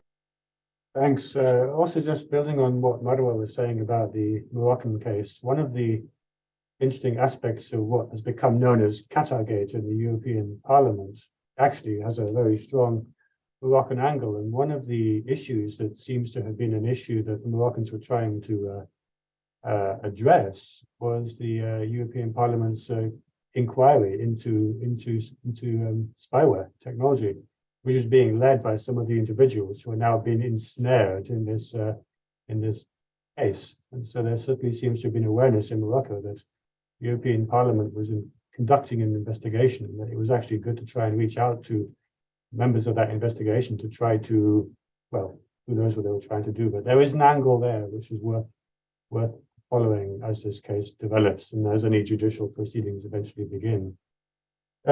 Well, I would argue again that with US policy, there's always been a disconnect between sort of declaratory statements on human rights and democracy and then realities on the ground. And perhaps this has become more visible and evident in terms of the Abraham Accords, but it's nothing new in a sense. I suspect that officials are fully aware of the lack of sort of bottom-up input and grassroots element to the Accords, and the fact that they do normalize an existing security-focused, security-first relationship, which again, as others have said, is predicated on regime security, not human security. And then finally, on the Arab Peace Initiative, I said certainly from a perspective of probably Saudis from the older generation of policymakers, including King Salman, but also Turki al-Faisal, I think his reaction to the initial normalization, the Abraham Accords in 2020, was to restate the Arab Peace Initiative. But of course, this is now a generation old. It's the previous generation of Saudi policymakers. It doesn't reflect, it seems, the thinking of the current Crown Prince. And of course, he is the one who ultimately will take a decision. So I think it's still there on paper, but whether it's going to be anything more than just a historical document, especially for Mohammed bin Salman, if and when he decides to move on this, I don't think it will be. Dana? Excuse me, lost my voice for a second. Yeah, I don't know how much I have to add, but to the question of whether the Biden administration, knows the human rights impacts or knows kind of the implications of all of this. I'm sure they do, but I don't think that the Biden administration is interested in anything but bunting the question of the Israeli-Palestinian conflict down the road. That's an American politics problem, as long as American politics is also entrenched in kind of an old guard in certain donors and these kinds of old ways of doing politics that have not become very inclusive or responsive to public opinion, because American public opinion has shifted. The Biden administration is not interested at all in pursuing a realistic approach to Arab-Israeli relations or the Israeli-Palestinian conflict, and we see that in their statements all the time. So yeah, I don't have much to add. Thank you, Dana. And I want to throw in a couple more questions just in the interest of time. There's a question about the idea of economic peace and whether it could promote democracy rather than repression. If anyone would like to address that. There is a lot of questions. China's growing military and economic might. Would this have an impact? Basically, Chinese increased influence in the region. Would it have an impact on normalization with Israel or these, security agreements with Israel as has been discussed? Itai, would you like to address any of these questions? And the previous one. You're on mute still. Yeah, I will address the previous one because the last one I didn't understand well. So about the Biden administration, also in Israel, a lot of time in the media, they report about the polls in the US about supporting Israel or Palestine. But I think as long as the voters in the US are not voting according to foreign policy, but according to internal policy, so no administration will care about it or design its policy according to the changing opinions in university or the other places. I think I wrote an article not long time ago that Netanyahu is on the way to become a Biden administration favor a dictator. And we could see how the Biden administration is end off with what's going on politically and legally inside of Israel. As long as Israel fulfill the interests of the US and as long as the other countries are fulfilling the interests of the US economically, politically, security, whatever, if it's gone together with human rights, if they feel that human rights are also related to stability, they will also work about human rights. But if human rights is not connected to stability, it will be on the side. The public in Israel, I think, know more and more about it. In comparison to the past, we have military censorship in Israel, but it become much weaker. A lot of journalists are dealing with it. There were legal cases. And it's interesting that I think inside of the Israeli society, even people that support the occupation and the repression of the Palestinians, there are some that still disagree exporting it to other countries, even if it's contradicted. This because if you support human rights, it's human right for everyone. But there's strange shifts and movement in Israel that are interesting.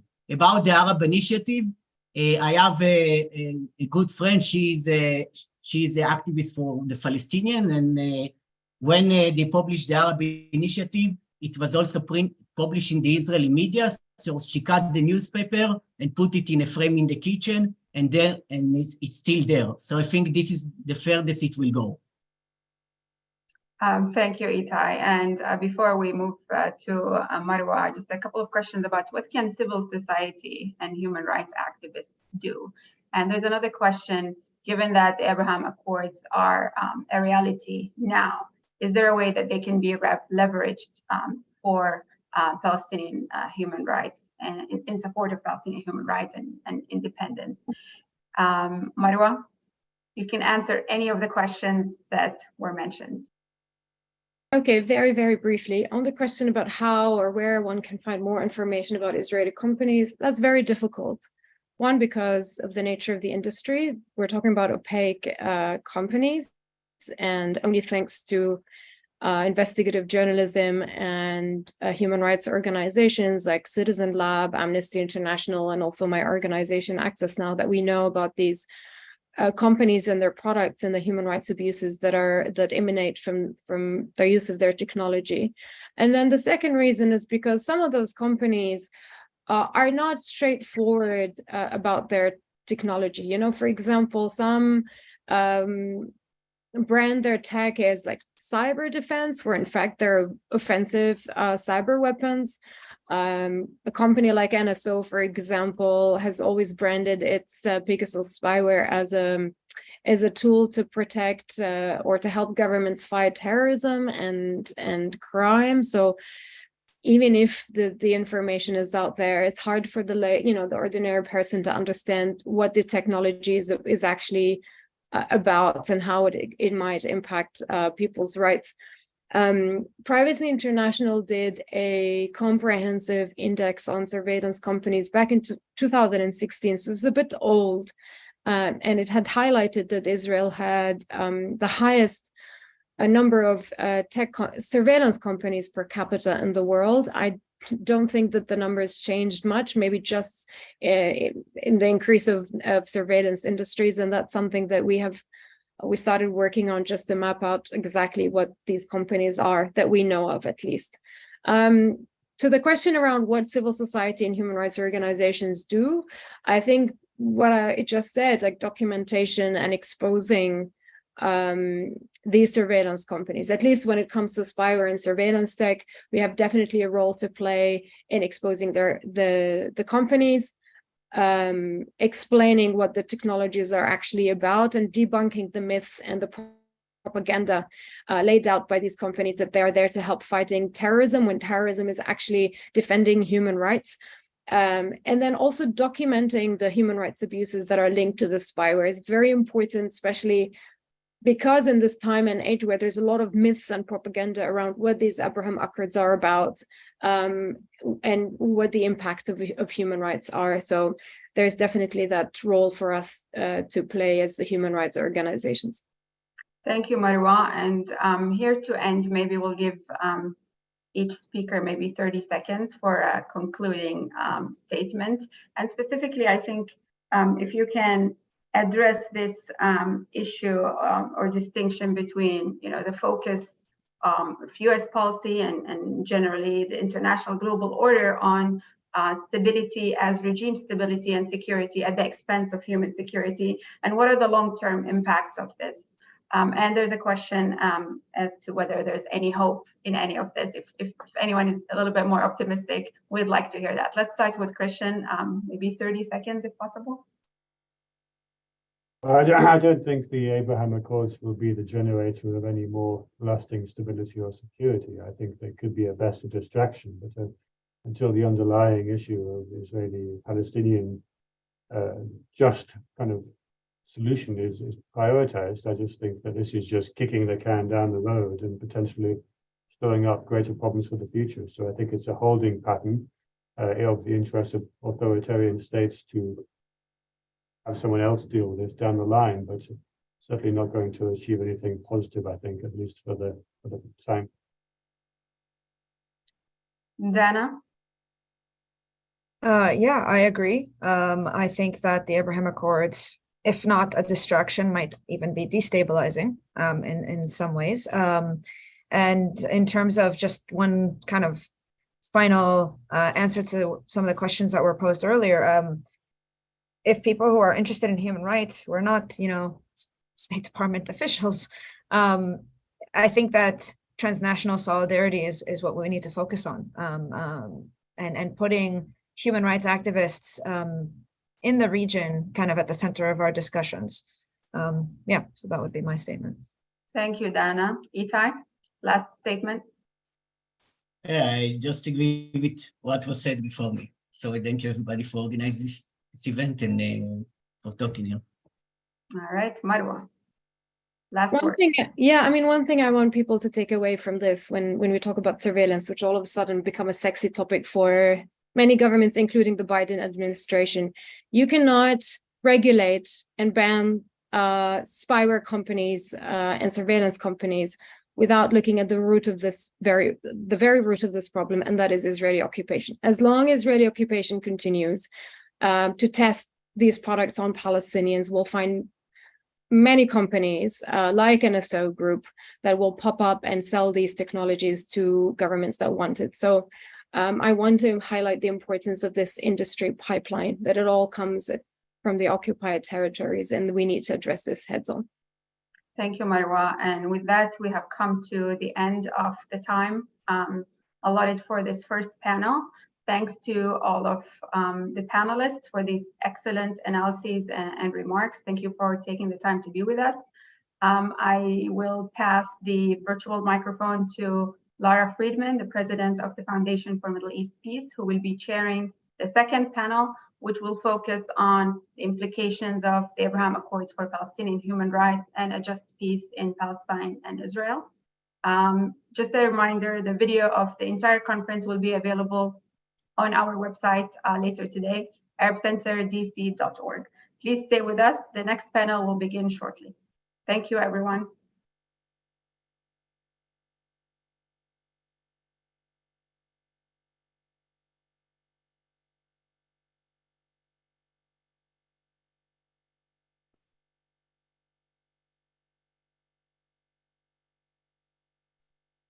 I can ask panel 2 panelists to start their video, please.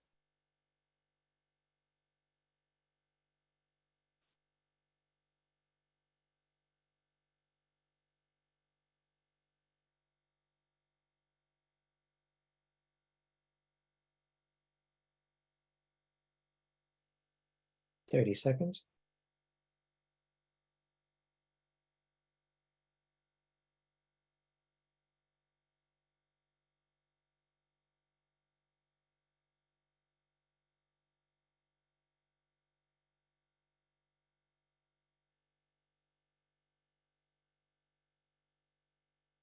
All right, we're going to get right back into it. Good morning. I'm Lara Friedman, the president of the Foundation for Middle East Peace. I will be your moderator for the second panel, which is entitled A Just Peace in Palestine, Israel.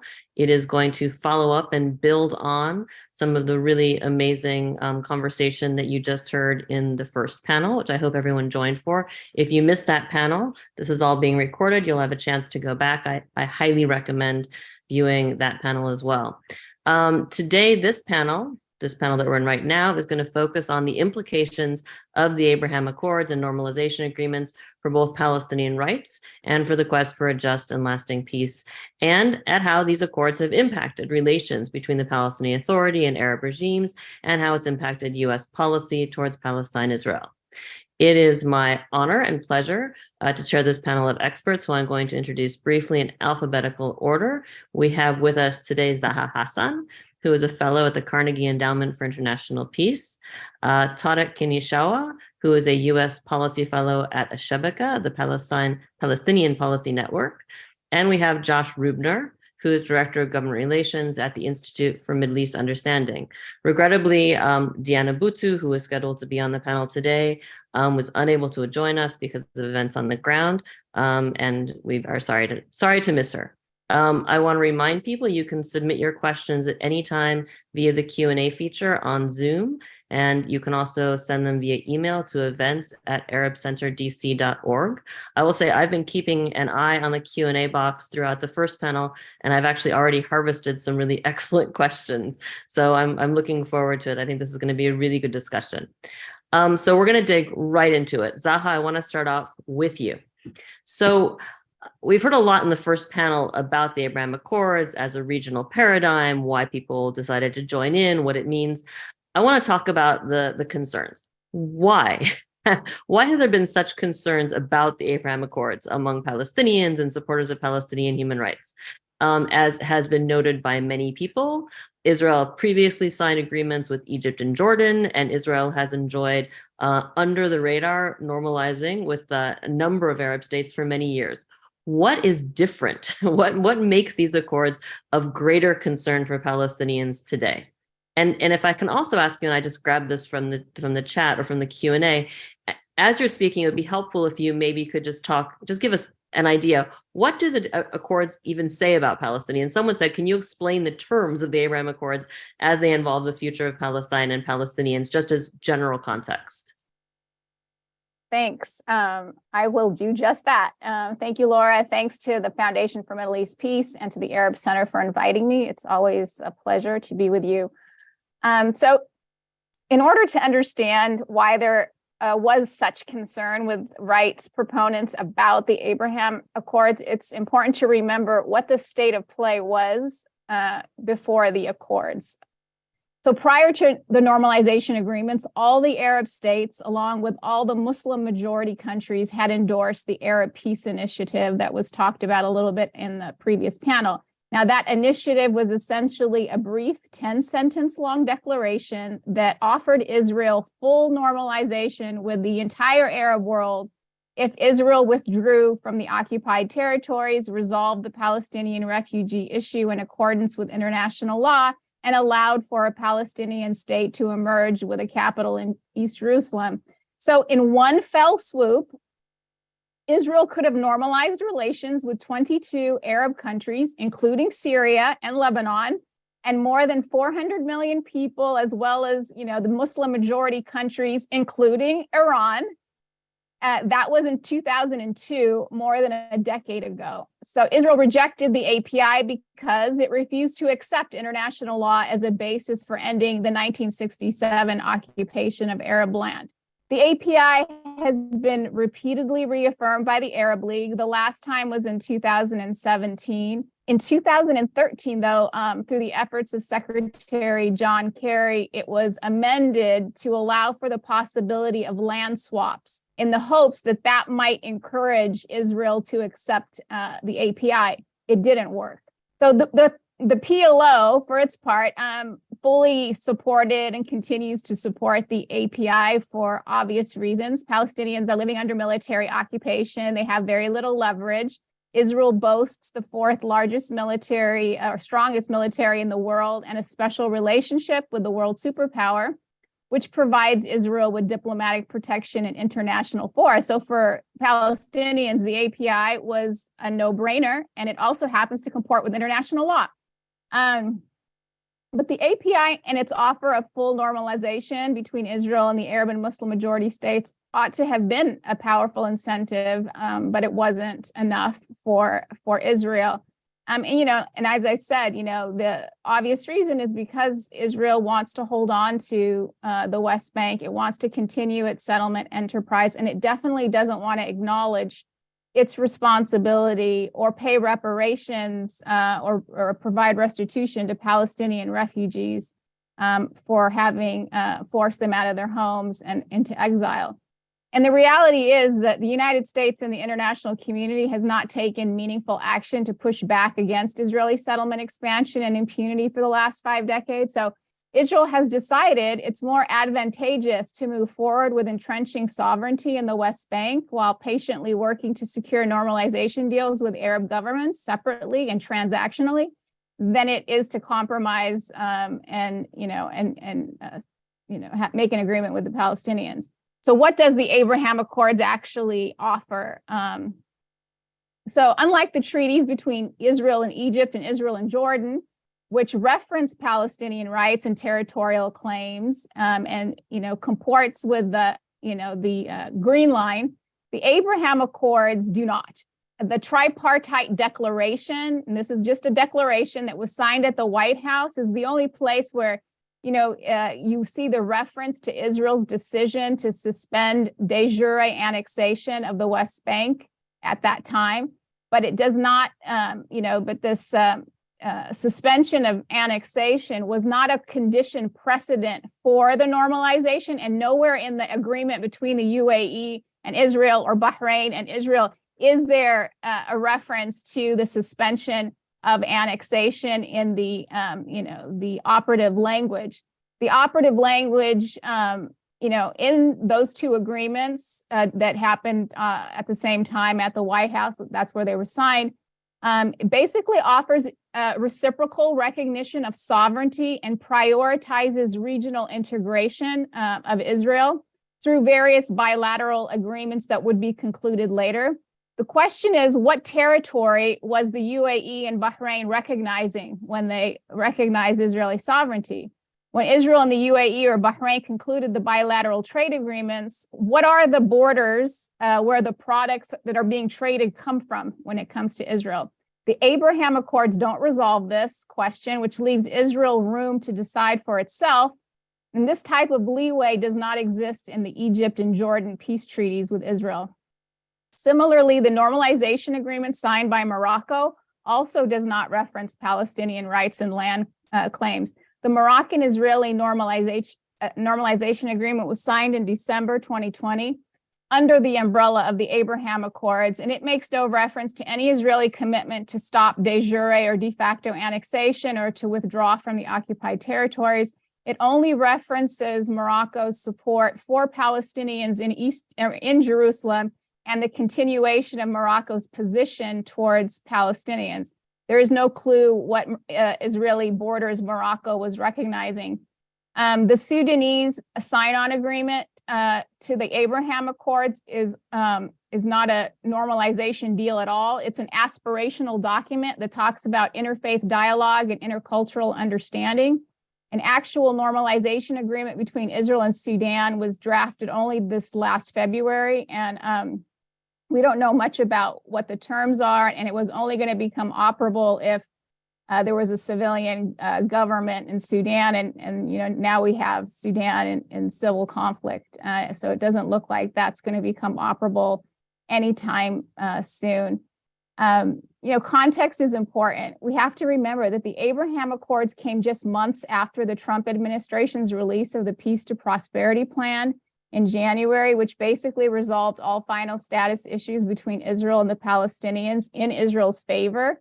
And this was the expanded borders of Israel that was being recognized, where 30% of the West Bank, at least, was going to become a part of Israel. And, the Abraham Accords' economic vision, it tracks, very closely this idea that this regional integration is going to come into play, that is going to really blur distinctions between Israel and what is the occupied territories. It's also important to remember that the Abraham Accord countries made their deals with Israel and the US in a highly transactional way based on their perceived national interests of those countries, and it really didn't involve Palestinians or recognize their right to self-determination and freedom and commit to pursuing those in the context of those accords.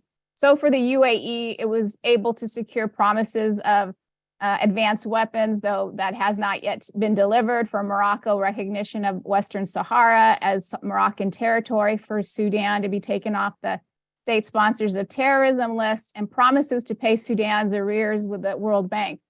And for all the countries who signed on, there was a promise of billions of more dollars in investments for this regional integration that was supposed to take place through the U.S. Development Finance Corp.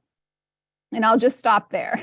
So the short answer is Palestinians and Palestinian rights don't feature in the Abraham Accords at all. Thanks. When I was listening to you, I was remembering that almost immediately after the accords were signed, one of the first things we saw in the Israeli press was the announcement that settlers were traveling to the new Abraham Accord states in order to set up trade relations between settlement commerce and the Gulf, which I thought was quite a great statement of what this meant for Palestinians. I want to come to you. I'm going to ask you actually a two-part question. First, I want to pick up on what Zaha was just saying about the Palestinian exclusion, right? A key aspect of the Abraham Accords is the marginalization and exclusion of the Palestinian issue and Palestinian rights, but Palestinians themselves from decisions and policies that fundamentally impact Palestinians' lives, their rights, and their future. And this is very clear. Can you talk about what this says about the failure of the international community, which has for decades now kept the Palestinians locked into a diplomatic process? You can only achieve any progress for your rights via this diplomatic process, and yet we've locked you out of this one. And can you talk about what it means with respect to the international community and its obligations and commitments to Palestinians? That's part one. And part two, I wanted to ask you, and this was touched on in the previous panel, but I know you've done a lot of work on opinion and activism. I want you to talk about the extent to which Palestinians still look to the region, Abraham Accord countries, and see support. Where is this public opinion in the wake of agreements that really run a bus over the Palestinian cause? Thanks, Laura. First of all, thanks for having me on. Shout out to FMAP and the Arab Center, and it's really exciting to be on a panel with Zaha and Josh. So yeah, these are two very, very big questions, but I'll jump into the first because of Zaha's very, very kind of perfect segue. Like you said, Palestinians have, kind of been always excluded from decisions that impact our lives the most. So there's nothing really new about that, and normalization doesn't really change that reality. Normalization is just kind of the latest example of this sort of Palestinian exclusion that we've seen throughout history since the Nakba of 1948. So what normalization does show is who we can depend on when it comes to our struggle for liberation. And to be honest with you, in no point in the last 75 years have autocratic Arab regimes ever had Palestinian interests at heart. And I think that's something we need to keep in mind, and that's something that's often lost in these conversations. And that's why I think normalization as a whole shouldn't come as a surprise to us at all. And that's not to say that normalization doesn't hurt, because Palestinians have little leverage on our own. We depend in many cases on the international community, which has the leverage that we don't have, to put pressure on Israel, much like it put pressure on South Africa's apartheid leadership back in the day. So of course, the fact that Arab countries are not only failing to hold Israel accountable, but actually are embracing it in many ways, means that we have to look elsewhere for pressure points. But when we're talking about the exclusion of Palestinians, I also think we need to be talking about the exclusion of the Arab people as a whole. When we're talking about normalization, we need to separate the regimes from the Arab people. The Arab people, as opposed to their autocratic leaders who don't take their democratic wishes into account. The Arab people, vehemently oppose normalization with Israel, and they continue to oppose it today. And that's because they simply believe that their governments shouldn't be normalizing relations with an entity that's in the midst of oppressing millions of people. So, hitting on your second question, we saw a glimpse of this during this solidarity during the World Cup in Qatar, with displays of the Palestinian flags everywhere, the wholesale rejection of Israeli fans and reporters. And that solidarity really became at least, a very visual theme of the games. But we also see these trends in the public polling numbers that we've been seeing. According to last year's Arab Public Opinion Index, a very significant, over 80% of Arabs across 13 countries rejected normalization with Israel. And importantly, only 7% of that number cited religiously motivated opposition, which is just, the latest evidence that it's, this issue is not about religion, it's about the occupation itself. And it's about, very widespread public opposition to occupation. So, meanwhile, while advocates of the Abraham Accords love to claim that, the region has, forgotten about Palestinians, over 75% said that the Palestinian cause continues to concern all Arabs. So, there's another dimension to this. Those who, kind of getting into the question of where support comes from and where we continue to see grassroots activism and solidarity, those who continue to voice their opposition to normalization are perceived by their autocratic rulers as direct threats. And that's critical to see if we're talking about, grassroots responses and where Palestinians are looking throughout the region for, support and solidarity. So the UAE, for example, really cracked down on grassroots opposition. They've threatened activists who speak out. They violently crack down on protests. They torture activists and they exile others. And similarly, Bahraini authorities, even passed a law preventing government employees from opposing normalization. And of course, that hasn't stopped people from speaking out. Just before the ratification of the Abraham Accords, dozens of grassroots and civil society organizations across Bahrain, for example, published a collective statement rejecting the move and reiterating support for the Palestinian struggle. Similarly, the Gulf Coalition Against Normalization was established around that time, and that has brought together activists from Gulf countries who still remain very committed and still act and organize and mobilize in support of Palestinian liberation. And there's also hundreds of individual instances of rejections of normalization. So we have, leftist groups, unions, political associations, athletes, and artists, and so on, who continue to refuse to take part in events with Israeli participants or kind of sign on to their government's normalization process.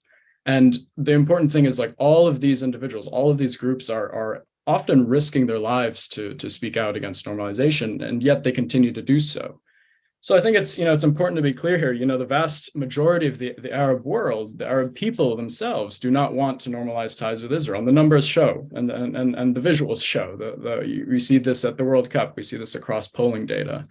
More importantly, they don't want their countries to be secretly normalizing ties with Israel under the table, and that's been ongoing for years. And in truth, if it did come down to a vote, normalization would lose. But unfortunately, the Arab people, don't get that vote. And this is the most ironic part, the fact that the US and much of the West, these supposed defenders of democracy, continue to celebrate this process of normalization that is entirely undemocratic and that takes no sense of public opinion into account. So when we're talking about exclusion of Palestinians, I want to say that, yeah, of course, there's nothing new about Palestinians being excluded, but I think when we're talking about normalization, it's also critical we look at the fact that the vast majority of the Arab people vehemently oppose it, and they're also being excluded from this process. Thanks. I appreciate that. I found myself thinking as you were speaking about looking at normalization as yet one more angle in quashing people speaking up for Palestinians. We see this with legislation in the US and Europe. We see it with the efforts around the International Holocaust Remembrance Alliance definition of anti-Semitism. And now you see it with Gulf states because of their agreement with Israel, actually making it a policy to quash criticism of Israel and normalization. I'd note also that shortly after the Abraham Accords were signed, Bahrain embraced the IRA definition, this definition of anti-Semitism that, in effect, with its example, says that criticism of Israel is actually anti-Semitic, giving another tool there, which is sort of remarkable.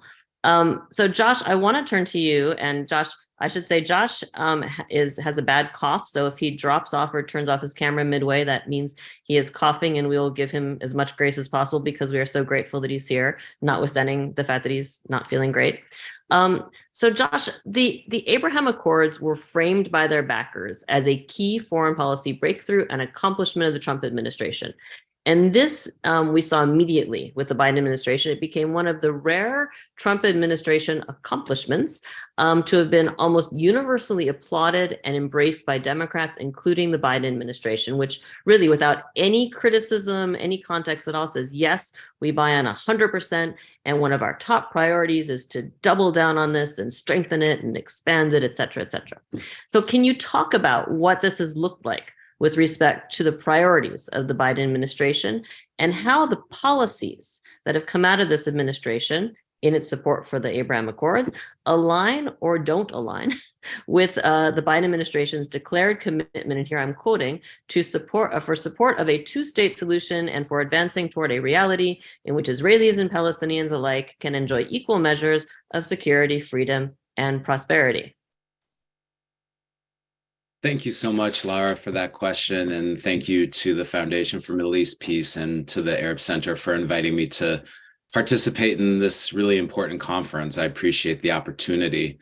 I think you framed it exactly correctly, Lara. I think it was a very, very big accomplishment for the Trump administration, because what it did was it flipped the script completely from what Zaha mentioned earlier, that you had this Arab Peace Initiative that was premised on the idea that relations between Arab countries and the wider Islamic world and Israel could be established only after the end of Israeli military occupation, only after the end of Israeli settler colonialism, only after a fair and just resolution to the Palestinian refugee crisis, including the return of Palestinian refugees.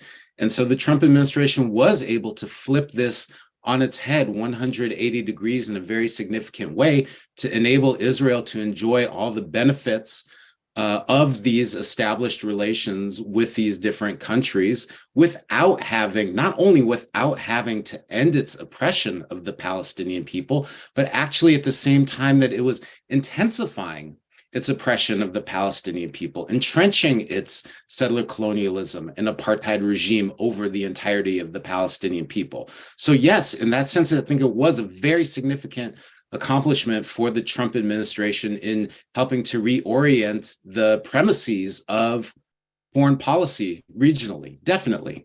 And I think if we want to understand what the Trump administration was trying to accomplish, we need to look at the words of General Miguel Correa, who was one of the primary architects of the Abraham Accords. He doesn't get a lot of the publicity that Jared Kushner and others have received, but he played a very significant role in actually brokering these accords.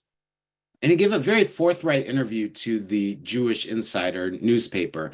And this is what he said was the intent of the Abraham Accords. Quotes, "The plan was that if we get everybody around the Palestinians to recognize the nation of Israel, then where does that leave the Palestinians? They'll have to come because they're on an island." So we have to understand that the Trump administration was attempting to foist these Abraham Accord deals in order to further isolate and marginalize the Palestinian people, to accede to acquiesce in their oppression at the hands of Israel. And I think it's also important to note that this idea of placing Palestinians on an island through the Abraham Accords was not just metaphorical in nature, but physical as well. And here again, going back to what Zaha mentioned, we have to understand how the Abraham Accords flows out of the context of the Trump administration's plans to enable Israel to adjudicate all of the permanent status issues between it and the Palestinian people to Israel's advantage. So we have to understand how the Trump administration's Peace to Prosperity plan attempted to make permanent the apartheid reality that exists in the West Bank and the Gaza Strip, especially regarding the segmentation of Palestinian land, the isolation of Palestinians into ever-shrinking Bantustans, little tiny islands of Palestinian autonomy within this sea of Israeli settler colonialism and Israeli military occupation. So General Correa was not just talking metaphorically, he was talking literally about what the Trump administration hoped to accomplish at Israel's behest. And so the Abraham Accords are part of a larger Trump administration project to coerce the Palestinian people to cede their political rights in favor of generous economic inducements. Of course, this is not the first time that this has been on the table for the Palestinian people. But of course, as in previous occasions, the Palestinian people rejected this approach that they could somehow be bribed into giving up their political and national rights, including the right to self-determination. So where does this leave the Biden administration, given this background? I think I would differ from you a little bit, Laura, in this respect, that when the Biden administration came to power in 2021, it was naturally very hesitant and reticent to pick up the Trump administration's mantle on anything, including the Abraham Accords. And because they did not vigorously adopt the Abraham Accords rhetoric at the outset, there was actually some significant pushback from members of Congress, both Republicans and Democrats, and from the media, really chiding the Biden administration. Why aren't you picking up this important Trump administration accomplishment?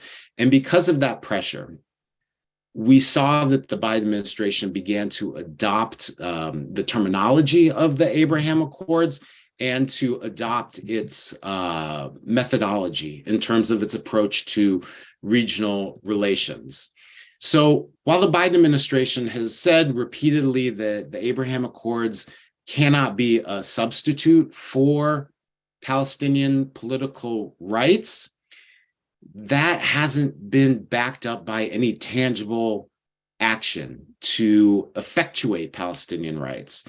And I think if we look at how the Biden administration has spent its political capital on advancing the Abraham Accords versus advancing Palestinian political rights, we see how this discrepancy really speaks volumes about what the Biden administration's true policies and priorities are. So there has been zero investment by the Biden administration to hold Israel accountable for intensifying and entrenching the conditions that undermine even the stated goals of the Biden administration, as you mentioned, Laura, at the outset. But on the other hand, the Biden administration has invested tremendous political capital into advancing the infrastructure of the Abraham Accords. And we see this most notably, I think, in the March 2022 Negev Summit, which was attended by Secretary of State Tony Blinken to try to create this permanent regional infrastructure to advance and coordinate the Abraham Accords. So in summary, what I would say is that while the Trump administration may have been more crude and more open about the real objectives of the Abraham Accords, I think that the Biden administration, through its policies, is also doing its best to ensure that Palestinians remain on that metaphorical and literal island. Thanks, Josh. And I appreciate your pointing out. You're absolutely right. This is the push at the start of the Biden administration really did come from Congress, which is a great segue to my next question. I'm going to stick with you here. I want you to talk about Congress. You talked about the Biden administration. I want you to talk about Congress and the role of Congress in pushing the Abraham Accords, in redefining U.S.-Israel relations and redefining U.S.-Palestinian relations in the context of the Abraham Accords. And I know that you can talk about maybe even events of the past week or so in Congress that relate to this. Yeah, absolutely. It's a critical question. And we've really seen how the Abraham Accords has become the cause célèbre for pro-Israel members of Congress who have been advancing the Abraham Accords to the exclusion of any other priorities. And I think that also speaks volumes about what the Abraham Accords are intended to do. But let's talk tangibly about what took place last week in the House of Representatives, because I think this is very significant. Last week, the House voted on a resolution. It was House Resolution 311, quote, encouraging the expansion and the strengthening of the Abraham Accords. This was a resolution that was introduced in a bipartisan fashion by Republicans Ann Wagner and Michael McCall, and on the Democratic side by Kathy Manning and Brad Schneider, both of whom are stalwart Jewish Democratic members of Congress who are incredibly supportive of Israeli apartheid and settler colonialism. This is a very, very strange concatenation of things that are thrown into the kitchen sink to try to create some kind of coherent policy statement by Congress, which completely fails. And to be honest, what I think happened was that members of Congress actually forgot that April 25th and April 26th was the Hebrew calendar version of Israel's 75th birthday. And they kind of constructed this ill thought out resolution very quickly once they realized that the date was approaching, because the resolution makes mention of the fact that this is Israel's 75th birthday, and it talks about the memorandum of understanding signed between Israel and the United States under the Obama administration to provide $38 billion in weaponry to further oppress the Palestinian people. And it also tacks on mention of the Abraham Accords. And so while it's packaged as a resolution celebrating and strengthening the Abraham Accords, it's really a grab bag that seems thrown together at the last minute. So that's what's in the resolution. What's not in this resolution? Obviously, there's no mention of the Palestinian people whatsoever, even in a perfunctory way. And I think this goes to speak volumes of what Tarek was talking about earlier, about how the Abraham Accords are designed to erase the Palestinian people as part of Israel's settler colonial project. Of course, it doesn't have any mention of the Palestinian Nakba and how that is the necessary counterpart to understanding Israel's quote unquote 75th birthday. And significantly, it doesn't even mention the fact that members of Congress support a negotiated two-state resolution to the Israeli-Palestinian issue. So this, I think, was a very clarifying resolution and a very clarifying vote, because in its own way, it's just as explicit as General Miguel Correa was about what the intention of the Abraham Accords are. It's designed to integrate Israel regionally while it continues to oppress the Palestinian people and place them on their metaphorical and literal islands. And so this vote and this resolution was passed by a vote of 401 to 19. Representative Thomas Massey, the Libertarian Republican, being the only Republican opposition, and 18 progressive members of Congress, who I think if you canvass them would probably say that they voted against this resolution because it codifies and reifies these Trump-era weapons deals with authoritarian regimes that undermines human rights from the Gulf to North Africa to Palestine. But every other Democrat who voted for this resolution, whether they truly believe that there should be a Palestinian state or whether they just believe in paying perfunctory lip service to the notion of Palestinian statehood, are now on record as supporting strengthening bilateral ties between Israel and authoritarian Arab regimes and Israel's regional integration to reward the most extremist Israeli government ever, without even mentioning the Palestinian people, by completely erasing them from the picture. So all of these members of Congress, these Democratic members of Congress, are now in essence giving their backing to the Trump administration's plan of placing Palestinians on an island. And this vote really resulted in some fantastical and fatuous explanation of votes, in which you see these members of Congress contort themselves into all kinds of pretzel-like shapes to try to explain how they somehow still believe in providing lip service to Palestinian statehood, despite the fact that they voted for this resolution that had no mention of it. So this, in summary, I think is an exceptionally clarifying moment in terms of congressional approach to the issue of Palestine, because this vote very clearly, to me, states that either you're on the side of Trump, Netanyahu, and Congress for a plan of permanent Israeli apartheid rule over the Palestinian people, which the Biden administration is acquiescing in, or you object to this and you're done with this false notion that there can still be a two-state resolution to the issue, and that you are carving out space to support a new paradigm of equal rights between Palestinians and Israelis. And I think that's what this vote comes down to. Thanks, Josh. And I'm going to come back to you in the next round to ask you a follow-up question to that. But I want to come back to Zaha here. So Zaha, when the accords were signed, We were talking before about the concerns about Palestinian rights and Palestinian exclusion from this new regional paradigm. A lot of those concerns obviously were dismissed, and it was suggested that if you were opposed to or critical of the Abraham Accords, that meant you were anti-peace or you were anti-Semitic. The dismissal, though, was based on the argument generally, and we've talked about this, that Israel's new Arab partners could and would leverage their new relationships and power with Israel in the service of Palestinian rights. So here we are nearly 3 years later. Has that worked out? What has been the effect of the Abraham Accords on Israel's behavior vis-a-vis Palestinians? Have the Abraham Accords mitigated the worst of Israeli behavior? Have they emboldened Israel? And how have the Abraham Accords impacted the PA's relationships with the Arab states as another aspect that deserves to be looked at? Thanks for that. You kind of hinted about where how I'm going to answer this when you talked about sort of some of the first activities that came out after the Abraham Accords were signed.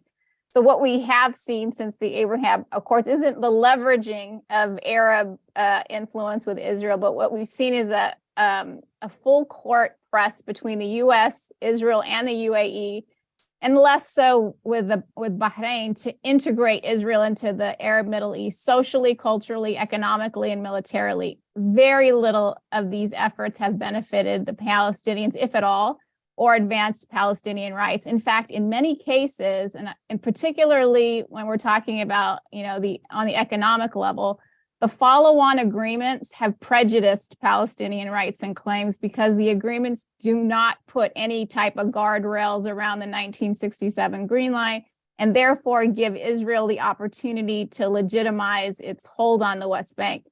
So to use the UAE-Israel normalization as an example, some of the activities that we saw right out of the gate were agreements, as you noted, with we had these meetings with settler regional council heads who traveled to the UAE in the first business delegations to talk about how to expand bilateral trade. We saw agreements with Israeli settler companies in the West Bank and in the Syrian Golan Heights to purchase products like wine, olive oil, and honey. These are settler products. We saw a proposed joint Israeli-UAE development project for East Jerusalem to promote tourism and to develop it as a tech center. This project would involve eviction and demolition of Palestinian businesses in Wadi Joa's neighborhood of occupied East Jerusalem, something Israel has been after for some time. Israel and the UAE had also planned to establish this Abraham Fund, which envisioned the US, Israel, and the UAE mobilizing $3 billion in private sector-led funding towards joint ventures and regional economic cooperation. This fund mirrored the Peace to Prosperity Plan's economic component that I talked about earlier, and that the office for this fund was supposed to be set up in Jerusalem. Now, the Biden administration suspended the Abraham Fund, though the idea of this kind of creating this super fund to support regional economic integration has not ended, some of the money from this fund was supposed to help modernize checkpoints and make them more high tech and therefore more permanent. So it was incredibly problematic for the idea of ever ending Israeli occupation. More recently, there was an agreement between Israel, the UAE, and Jordan to swap water for solar energy that the U.S. had helped shepherd, which would have provided Jordan with additional water it's desperately in need of, and solar energy to Israel through photovoltaic fields that were going to be financed and built by the UAE in Jordan. Palestinians were not involved in this agreement that loosely came under the regional integration efforts that the Biden administration has been pushing. And this is despite the fact that the infrastructure for this has to, traverse the West Bank. So where is Palestinian involvement if it's going to be, if you're going to have power lines and, water piping going through the West Bank? Obviously, the potential for it to entrench settlements, which were likely to be served by the electricity, is very high. This would have been a great opportunity if you wanted to show how Palestinians could benefit, and Palestinians need water because, 80% of it that's under the West Bank is going to Israel. This would have been a good time to show that the Abraham Accords, this Negev Forum, the regional integration is actually going to benefit Palestinians, but we haven't seen that happening with this particular water energy nexus agreement. Now, having said this, I think that particularly since the Russian war on Ukraine, we are seeing a real shift in the relationships in the Middle East. The world is looking more multipolar, and the Arab governments are hedging their bets with the US. The old thinking that the way to Washington is through Israel might still be true, but there are other foreign capitals that the Arab governments are being mindful of now. And we also have seen Saudi Arabia and Iran reestablish diplomatic ties with the help of China. And there are realignments taking place across the Middle East that make that mad dash to normalize or deepen the relationship with Israel less attractive or necessary in the calculations of some of these governments. We have to also factor in the changes in Israel taking place. We have the most extreme ultranationalist government in Israel's history, and we have, these cabinet members now that are openly planning ways to eradicate the enemy for good. These settler lawyers in the government have the powers they need to do much of what they want in the West Bank and in East Jerusalem, including in the holy places there. And it will be very difficult for most Arab and Muslim countries to move ahead with normalization while Israel is threatening the historic status quo in the Haram al-Sharif. So if the Arab Street opposition has been manageable in the past, it may not be so manageable if Al-Aqsa is involved. So the idea that, there's going to be more normalization, or there's going to be Arab governments that would leverage their relationship with Israel, I don't think it's a priority for them right now. There's a lot of other things going on in Palestine, and Palestinians haven't figured prominently. And a lot of that has to do with the poor relationship that has existed, particularly since the Trump administration, between the Palestinian Authority and some of the Gulf countries. Saudi Arabia used to be a really important donor country to the Palestinian Authority, providing $20 million a month to the Palestinian Authority for budgetary support. Since the Trump administration, it hasn't been providing that support. There was a falling out because of the Saudi Arabia's initial flirtation with the Peace to Prosperity plan. There's a bad relationship between Abu Mazen and the UAE leaders because of their embrace of Mohammed Dahlan, a political opponent of Abu Mazen. So, there hasn't been this rush to, be the champions of Palestinians in using the leverage that some of these governments, Arab governments, have because they're normalized with Israel or are flirting with the idea of normalizing Israel. We haven't seen that yet, although because of all the regional shifts that are taking place, many of these, governments are now sort of opening up to rethinking their relationship with the Palestinian Authority. We saw recently that the Palestinian president traveled to Saudi Arabia. He didn't meet with the king, he met with the crown prince, but that was a significant development. And at a time when Saudi Arabia is, on one side of its mouth talking about normalization, and then on the other side, making peace with Iran and having visits with Chinese officials and Russians. It's there's a lot of fluidity right now and what could happen. But it's a very difficult moment. because of where we are on the ground, there may be more of an impetus for the influential Arab governments to have an impact. I think after what happened in Hawata in February and the brutal beating of Palestinian worshippers in Al-Aqsa during Ramadan in March and April, it's going to be very hard for the Arab governments to stay on the sidelines. So we'll have to see. But this hasn't, despite what's been going on the ground, it hasn't stopped the U.S. from still pushing countries to sign on to the Abraham Accords, which I find incredible. I think recently, maybe middle April, during Secretary Blinken's visit with Niger's leader, again, normalization was brought up, and it's like, what's the priority here of talking about normalization when it's, we just had the scenes that we had coming from, Jerusalem and what happened in Hawata. It's difficult to understand where the administration is coming from on these things. Thanks, Zaha. Tada, I want to follow up directly on something Zaha was talking about, which is this extremism in the current government, and we're all watching. There were arguments made when this new government came in that with people like Smotrich and Ben-Gvir, it was going to put real pressure, create tensions on the Abraham Accords and those relationships. I want you to talk about that because it doesn't seem to have come to pass. And as Zaha laid out, those tensions arguably would have been exacerbated by lots of things that have happened since this government came into place. Have we seen any signs that they have really been exacerbated?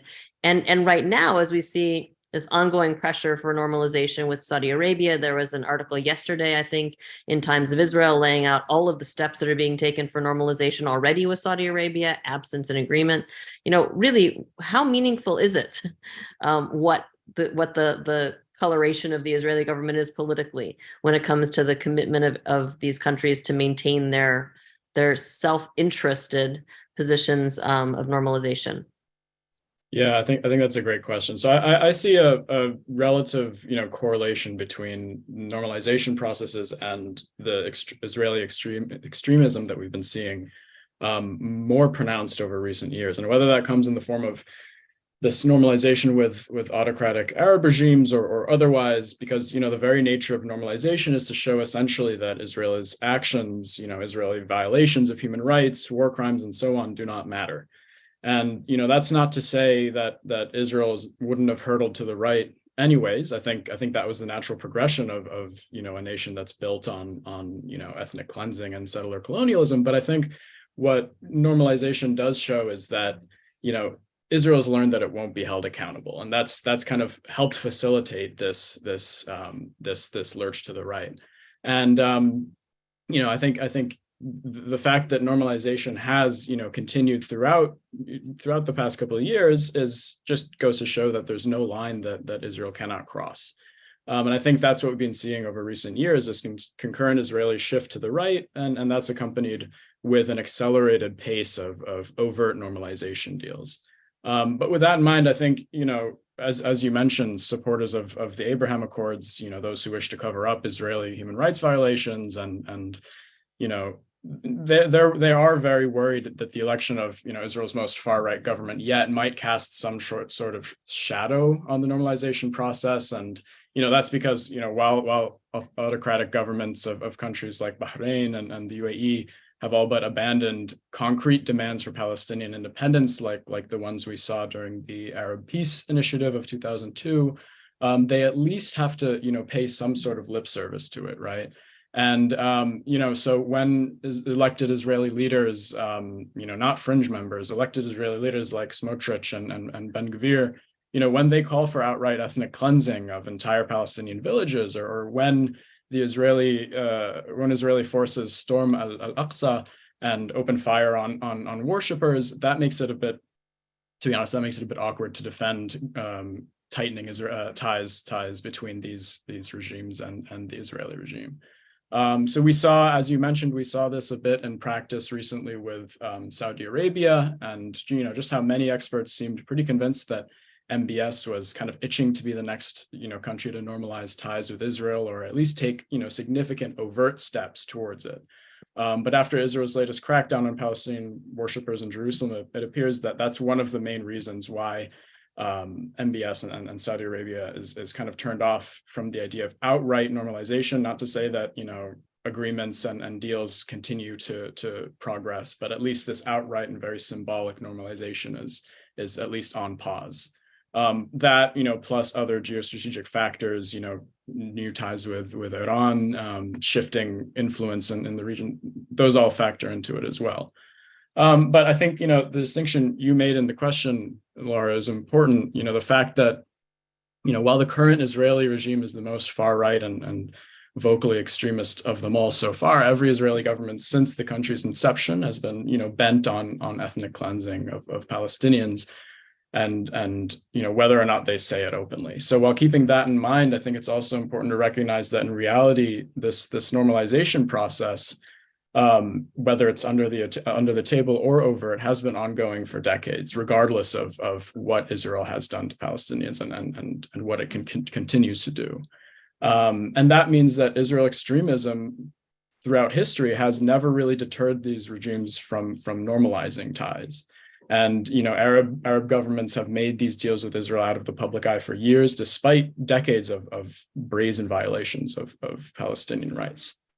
And I think another calculation is kind of stepping away from Israel's extremism is that a lot has changed since the Arab Peace Initiative of 2002. It's been over 20 years, and I think while Arab governments once demanded Palestinian independence and clear steps towards that in return for normalization, I think their calculations were drastically altered by the Arab Spring in 2011, and I think now that's something we really need to be considering, and just in that now many of those regimes are solely bent on maintaining their power and their grip on power at whatever the cost. And if that means they can get their hands on repressive technology that we're seeing coming out of Israel, like Pegasus, Blue Wolf, Red Wolf, that we're seeing in Amnesty International's recent report, and so on, that can ensure that an Arab Spring can never threaten their grip on power again, they're willing to make Palestinians pay. And at the end of the day, normalization, while normalization gives Israeli extremism a pass, it's also clear that there's no line Israel cannot cross that will be a line too far for these regimes, and it's clear that nothing's going to stand in the way of them accessing lucrative economic deals and them accessing, more importantly, Israeli surveillance tech that is going to enable them to maintain their grip on power. Thank you, Tada. So we're going to get into a last round here. I have been mining the Q&A box, or the Q's in the Q&A box. So I'm going to sort of fold them into what are my last questions. And this is a forward-looking round. We've done a lot of analysis and backward-looking. I want to look forward. So Tada, we're going to stick with you for the first question. And I want you to talk about the impact of the Abraham Accords, this whole new paradigm on organizing and activism in support of Palestinian rights, and how it impacts it going forward.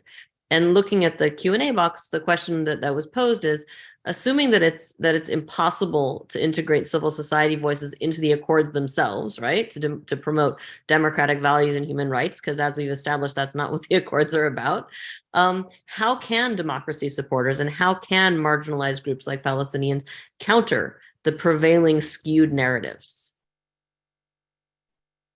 Yeah, so I think that's the most important question, right? Looking forward, what should we be doing and when taking reality into consideration? So when it comes to our efforts to mobilize our activism efforts, our efforts to push back, I see two ways of looking at it. There are two arguments that kind of stand out to me. And one argument is that the symbolic normalization that we're seeing today, that kind of continues from the material normalization that we've been seeing for decades. One argument is that, yes, it is extremely damaging to our efforts to organize and mount broad pressure against Israel. And that's because for the Palestinian cause to succeed, we need a broad-based coalition that has collective leverage to make Israeli occupation and apartheid unsustainable. Obviously, with each country that normalizes, that makes it more difficult to achieve because it essentially awards Israel for its crimes and effectively sustains occupation and apartheid. But another argument is that there might be a silver lining, and I know this kind of leads back to a question that I caught at the end of the last session. I think somebody asked, is there anything positive that we can take away from this? And I'm very hesitant to call it positive, but I do think it is a potential silver lining in that I think normalization has done is normalization has showed us, and it's showed the world who Israel and these autocratic regimes truly are. And I think it's showing us that these regimes are in effect one and the same. They're all driven by this shared need to oppress populations in order to maintain in order to maintain their respective grips on power. And I think normalization, in a sense, makes our job as activists and advocates for Palestinian rights, in a sense, clearer. Because should we have ever expected autocratic regimes to take the sides of Palestinian rights in the first place? And would we want their backing if they did? So that leads us to the next question. Where does that leave us? And I believe normalization is obviously leading Israel and the entire region down a very dark path. And that's a path defined by high-tech dystopian autocratic surveillance states that are refining the art of repression. With that in mind, I argue that today's organizing and tomorrow's organizing in support of Palestinian rights needs to be deeply intersectional. It needs to kind of connect to this much wider rejection of authoritarianism across the region. And as I just said earlier, the Palestinian struggle needs to build a broad coalition, and we need to position ourselves against normalization, not just because it goes against the interests of us as Palestinians, but it's because it goes against everyone's interest in the region. It goes against especially other Arabs who are going to bear the brunt of autocratic leaders' closer ties with the Israeli regime and its high-tech surveillance sector. So as this process of normalization inevitably continues, I think that silver lining argument points to, you could say, let them show their true colors, because with time, as we cultivate growing public support and solidarity with Palestinians worldwide, Israel will gradually isolate itself by showing that its only allies are autocratic regimes that cannot last from it forever. And I think that's, some might call me out for being naive and overly optimistic, but I think if we're talking about, how we can think about activism and now in the future, I think it's about positioning us so that we can continue to build this wide-reaching coalition that is focused against autocratic regimes and this network of repression worldwide that Israel is showing itself to be kind of a node of. And I think that's very important for our cause, because it shows a clear, an us versus them in a sense of what we're targeting with our activism. Thank you for that. I found myself trying to come up with the term like normalization washing. Israel washing. I don't know what the term is, where effectively authoritarian regimes launder their public face by making a transactional agreement, which you call peace with Israel. I also am old enough to remember when one of the arguments that we heard in Washington a lot for why there couldn't be progress towards a two-state solution was that the Palestinian Authority and the PLO were not fully democratic Scandinavian entities that achieved full rights for their peoples. But that's for another conversation.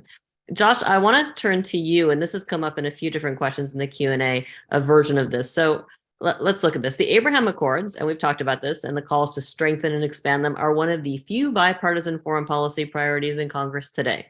I want you to talk about that again, but this time I want you to talk about, you mentioned the 18 Democrats that voted against that resolution last week. And they are part of a core that signed a letter circulated by Jamal Bowman recently about Palestinian rights.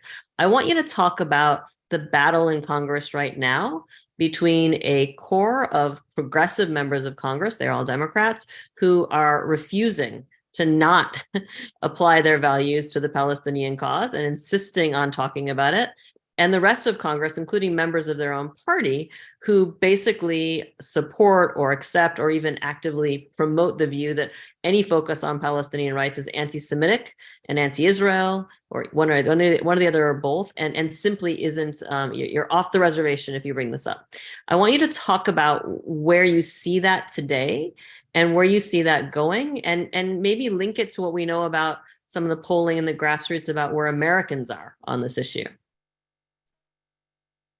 Yeah, absolutely. I'm really glad that you mentioned Representative Jamal Bowman, because I think in many ways he's played a seminal role in helping to reorient some of the discourse and rhetoric, especially around Abraham Accords on Capitol Hill and amongst progressive Democrats in particular. And I think that there was a real turning point that took place in February of last year, 2022, when Representative Bowman actually took his name off of the Israel Relations Normalization Act, which was last Congress's main legislative vehicle for encouraging and strengthening the Abraham Accords.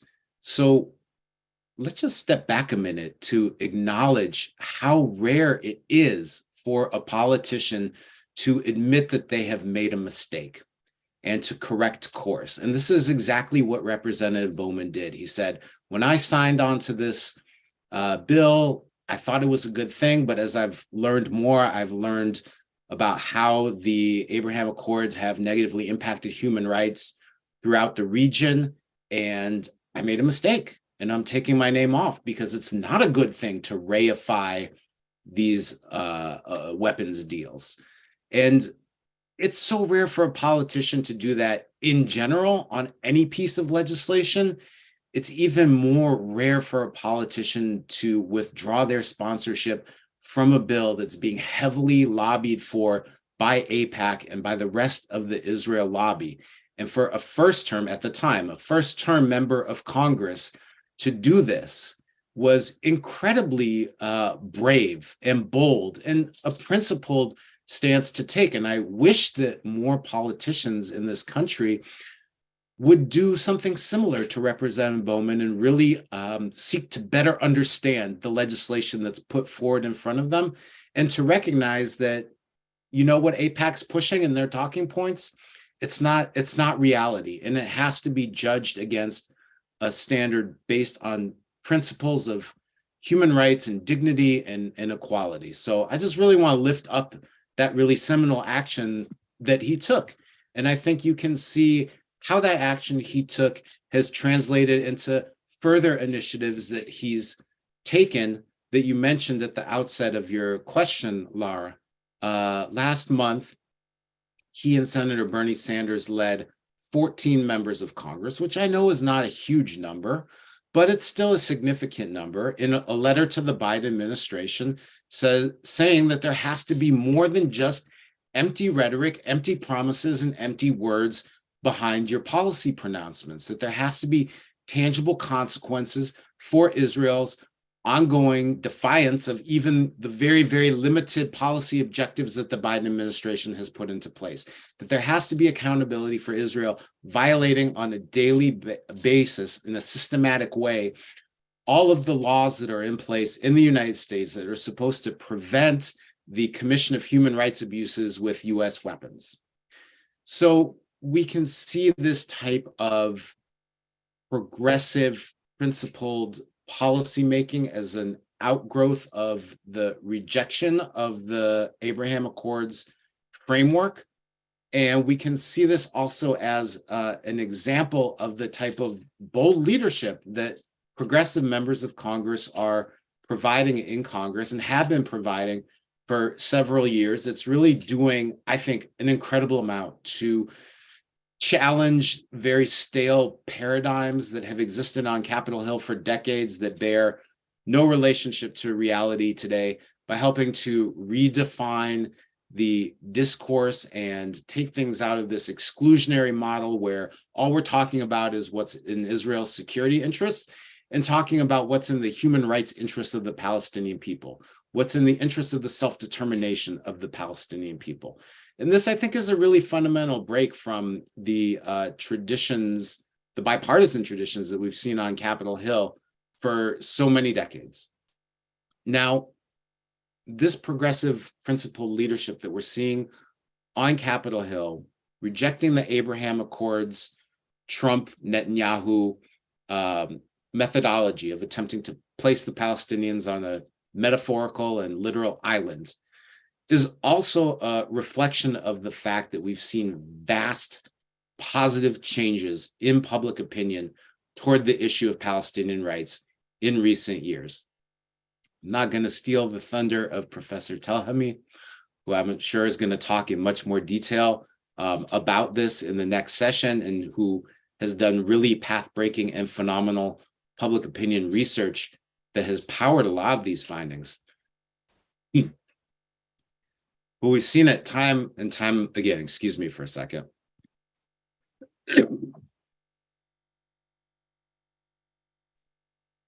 And again, we appreciate Josh joining us, even though he does have a bad cough. Thank you so much. Thank you.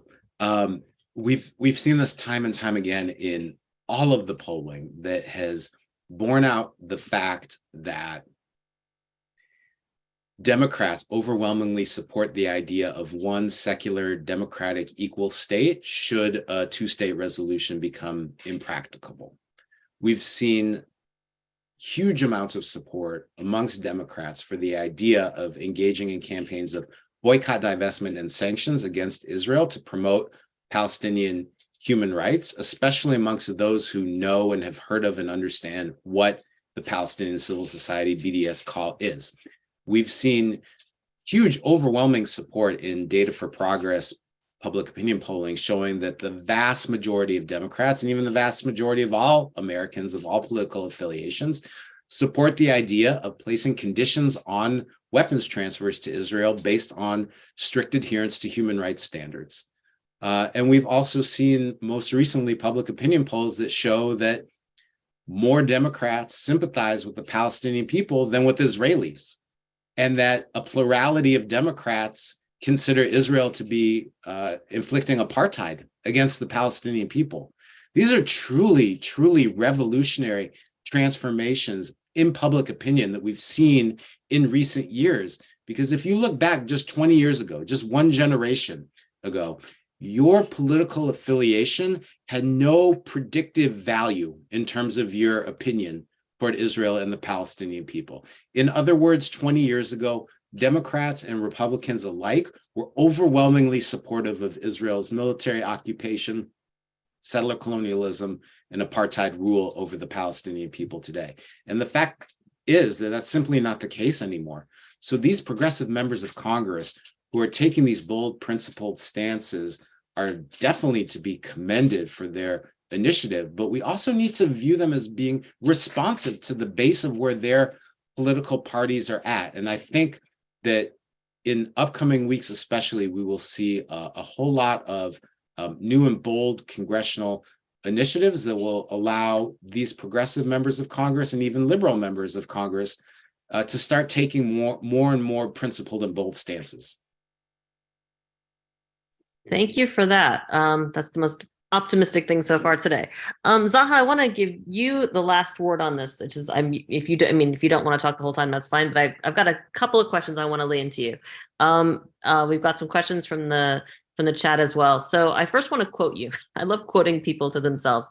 You wrote a piece on the Abraham Accords back in August 2020, and you wrote, "The loss of the Arab world's commitment to an end of Israel's occupation as a precondition for Middle East peace will spell the death knell for a negotiated political solution. The leverage Palestinians had with the United Arab Front cannot be replaced by Europe or any multilateral mechanism. The Palestinian movement for national liberation will be set back even beyond the first Palestinian uprising against Israeli occupation in 1987, when at least there was a functioning PLO that hadn't yet been hollowed out from years of neglect." So that's my preamble.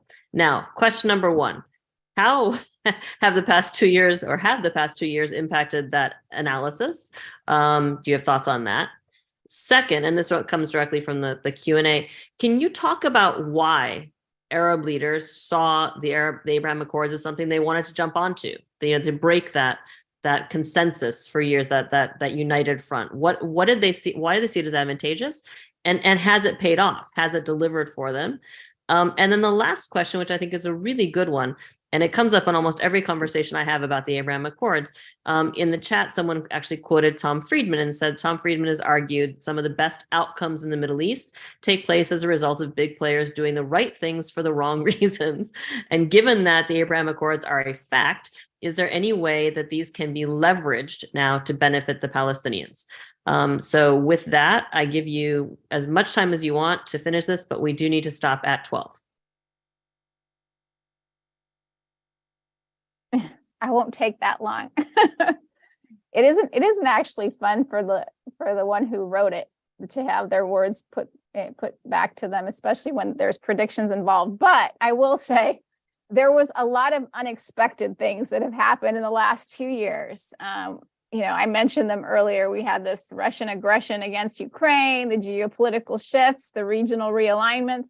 But one thing that hasn't changed is that there is no prospect for an end of the Israeli occupation, and there is still no functioning PLO. They're withholding Arab normalization didn't get Israel to stop its settlement enterprise, and the Abraham Accords have not advanced Palestinian rights either in the last 2 years. So, and we don't see any interest or any willingness for anyone to jump into the fray of trying to bring the Palestinians and Israelis together. What would be the point? This Israeli government, like the ones that preceded it, is emboldened. It has its agenda. It's got the right peoples in the right positions, and it's moving forward in the same direction it's been moving in for decades. What needs to happen now is, as I sort of put out there in that excerpt that you read, the Palestinians really have to get their house in order. And this is sort of a constant refrain that I make when I'm talking about this issue. It's because the rules of the game have changed so much, and especially since this new Israeli government took office, and we have complete clarity from Prime Minister Netanyahu, who unabashedly spoke to Jake Tapper in his first U.S. interview and said, "Yeah, I'm not going to give Palestinians, their rights or a state, and yeah, we're going to hold on to that to the West Bank, and this is permanent." So basically, I think Jake Tapper followed up by saying, so you're saying that there's, Palestinians aren't going to have rights or the ability to vote, and he's like, yeah, so basically apartheid. And, and so that's where we are today, where you can get on, U.S. national TV and, say this kind of thing and believe there's going to be no repercussions. And that's the problem. There's no repercussions. And so how to, and this will answer the question you asked from the audience about, can we leverage the Abraham Accords? Yes, of course we can leverage them. The U.S. Got us into this. Now let's see them leverage the Abraham Accords. And they can do this by, setting up guardrails and conditioning its support for the Abraham Accords on compliance with international law and really strictly watching that green line. So, for example, we have this Middle East Partnership for Peace Fund that Congress set up and that the U.S. wants to use as a vehicle for regional integration of Israel politically, economically, socially, and all of that. Where are the guardrails in the Middle East Partnership for Peace Act? There aren't any. And we had heard from USAID, for example, that, settlers could benefit from this fund. There's nothing to prevent the settlers as long as they support the two-state solution. Well, I don't know how you're going to determine whether a settler supports the two-state solution while they're sitting on Palestinian land with, their home and, their businesses. But that was the response. So, there really needs to be very clear red lines that the U.S. draws here if it wants to maintain any credibility about its support for a two-state solution. But we haven't seen that. Congress also could be doing a lot more, and yet we haven't seen that, and we probably won't for a while. But for example, what Josh was talking about, this Israel Relations Normalization Act that was passed, again, didn't talk about, talked about supporting normalization and talked about how to hold Arab governments accountable if they oppose normalization and prevent normalization.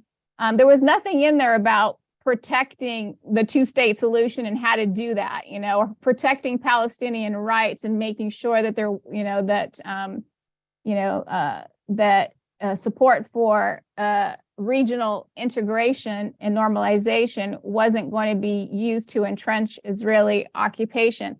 There are a lot of vehicles in which the U.S. could be very clear about what kind of normalization it will support and what kind it will not. But in this very moment that we're in, when we have this kind of government in Israel right now, and on the cusp of becoming just your run-of-the-mill theocratic state, authoritarian regime, this is not the time to be promoting Arab normalization with Israel. This is the time to be trying to prevent what the agenda of this government is. And the agenda is very clear. We saw it in Huwara as settlers working hand in hand with the military are trying to clear the land so that they can build super segregated highways to connect the outposts with the settlements and to Israel. We are seeing it all across the West Bank with billboards going up in Hebrew talking about new settlement units and advertising the bargain prices for them. You can see it at the checkpoints where, Israel's playing this kind of game with Palestinians who are wanting to access Jerusalem on the rare times when they can during Ramadan, and having the Israelis close the checkpoint the entire morning right before noon prayers, and then opening it up for tens of thousands of people to walk one by one, through these turnstiles to get to Jerusalem on time for their noon prayers, and then having this chaos and mayhem ensue, making it so that Palestinians have to really think twice before they can, exercise their freedom of worship to actually go to Jerusalem, because it's so treacherous trying to cross a checkpoint in the way that Israel's managing it. And these are intentional things. While all this is going on, to be talking about Arab normalization with Israel, to be going to Niger, and that's your topic of conversation, is, what can we do to make you normalize with Israel? It's grotesque. And so if the best way to leverage the Abraham Accords is for the US to pull back right now and to set some rules of the road. And, I mentioned earlier about on the Palestinian side, there really, has to be a rethinking of strategy and also the objectives of what the Palestinian National Project is. And, this hasn't been happening.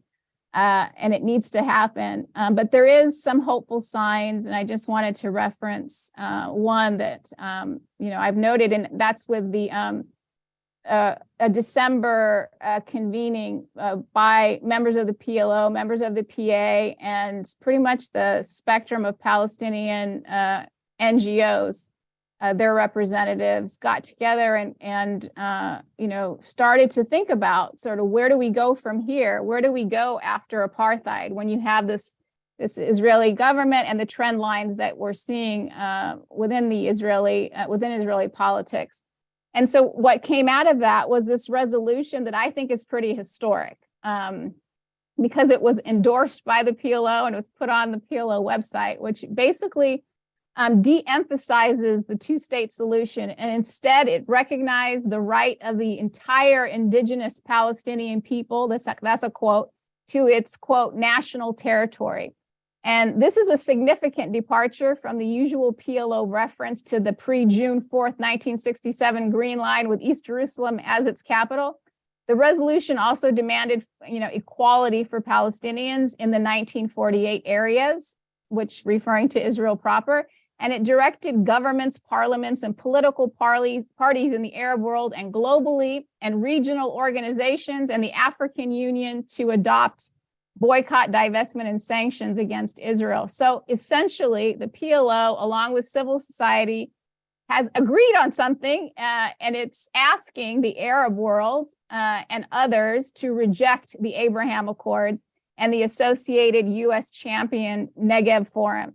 So you might say that the train has left the station with respect to the Abraham Accords, but I think the PLO and the PA is starting to wake up to the idea that they need to have a counter narrative here, and they need to address the target audience of the U.S. and Israeli efforts to expand the Abraham Accords, and that's the Arab world and Africa now, where there's a lot of activity going on around trying to get more Muslim majority countries there to accept the Abraham Accords and become to sign on. So that's my answer, and we have time. We do, thank you, which is great. So I have two more questions, one for Josh, one for Tada. I'm going to ask you guys to answer them as briefly as you can. Josh, there's a question in the chat about the pressures for normalization with Saudi Arabia and the noises we're hearing from Congress that seem willing to connect this to support for a peaceful nuclear program for Saudi Arabia. I don't know if you've seen that. This is an Ernst piece of legislation, I believe. I could be wrong. I think it's Ernst. I wrote about this, I think, a week ago. Can you talk about how Saudi Arabia is playing in Congress these days, and arguably how normalization with Saudi Arabia plays in Congress? Yeah, I think to a large extent, Saudi Arabia's horrific killing of Jamal Khashoggi has been forgotten by most in Congress, and that for most members of Congress, the overriding factor is figuring out how Congress can best enforce a Saudi-Israeli deal. Beyond that, I don't know too many specifics, but I did want to address something else that came to mind listening to Tariq, especially in regards to U.S. policy toward the Arab Spring.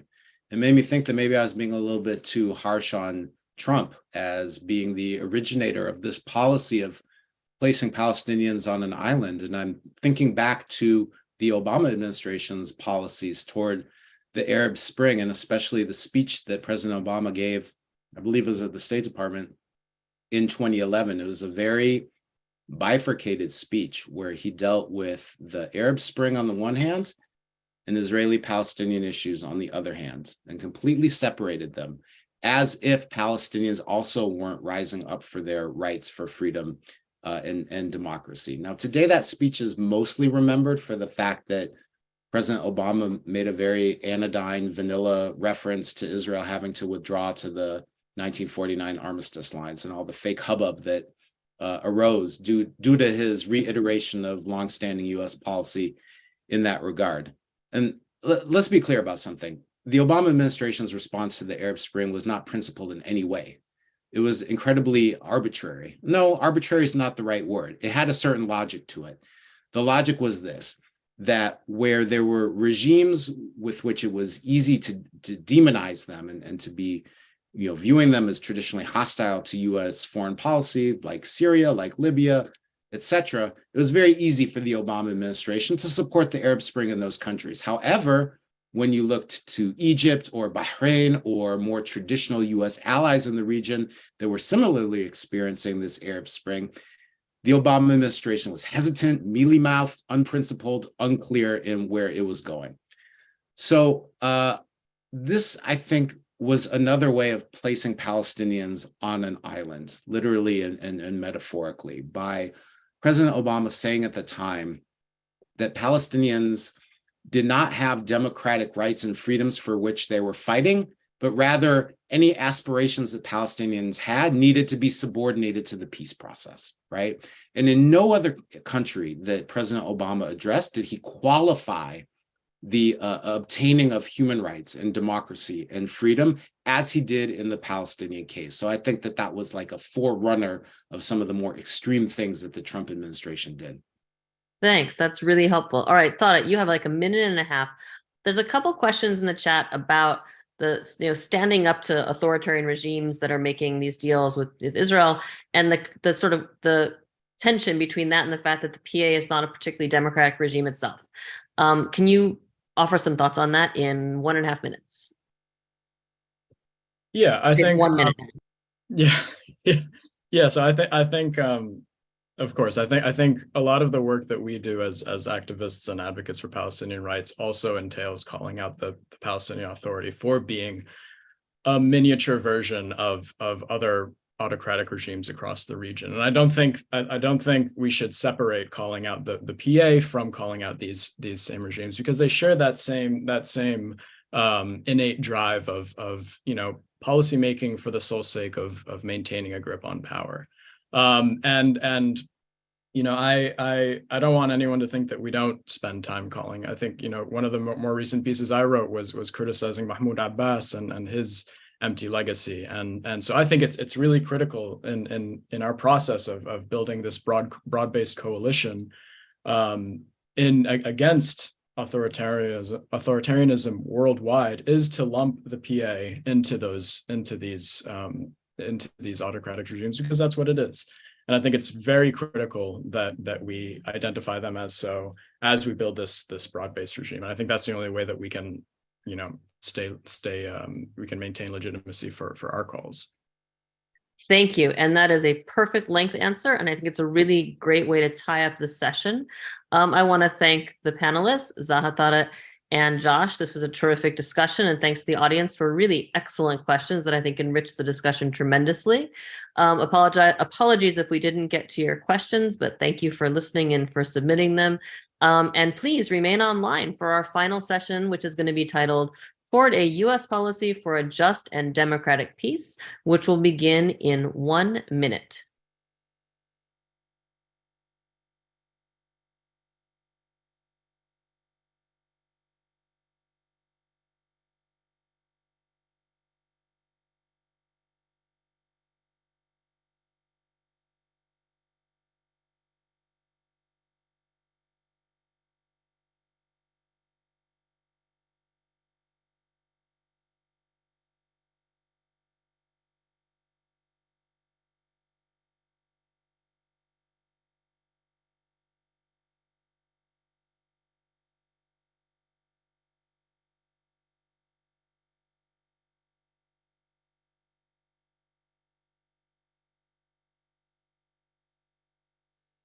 Go ahead.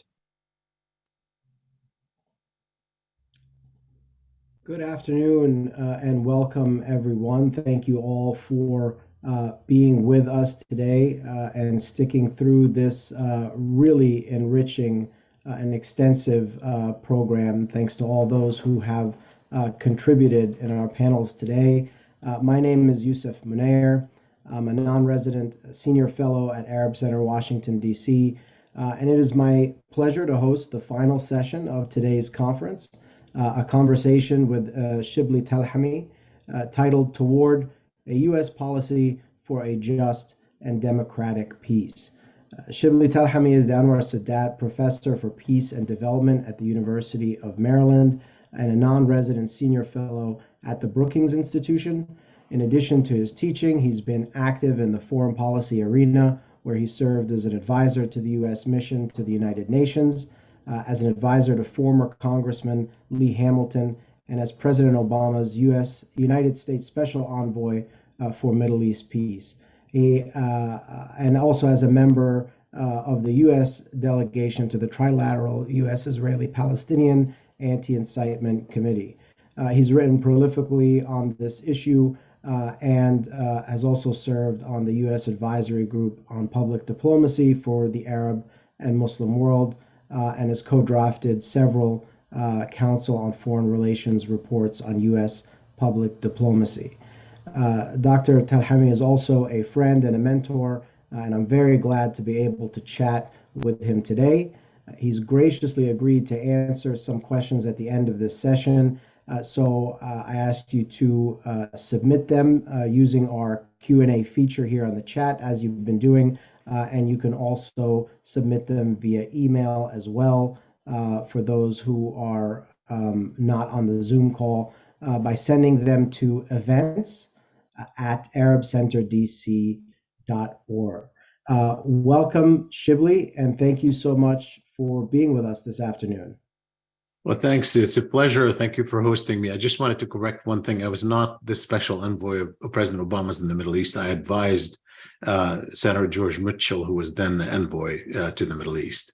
Yes, of course. My apologies for misspeaking there. Well, let's jump right into this conversation. I have a number of questions that I want to ask you. We've had a couple panels in this conference already today, touching on different aspects of this bigger question around normalization. And so I'm hoping our conversation can tie into all of these and also address this issue of what a just U.S. policy could be. In your case, as someone who has been engaging the policymaking community on Israel-Palestine for many years, you've obviously put a lot of thought into what the Biden administration could or should do before they came into office. We're a couple years into the administration now. Can you begin by telling us what you actually understand the Biden administration policy to be thus far, and how much, if at all, this deviates from what you expected it might look at before they came in? Thanks a lot again for this broad question.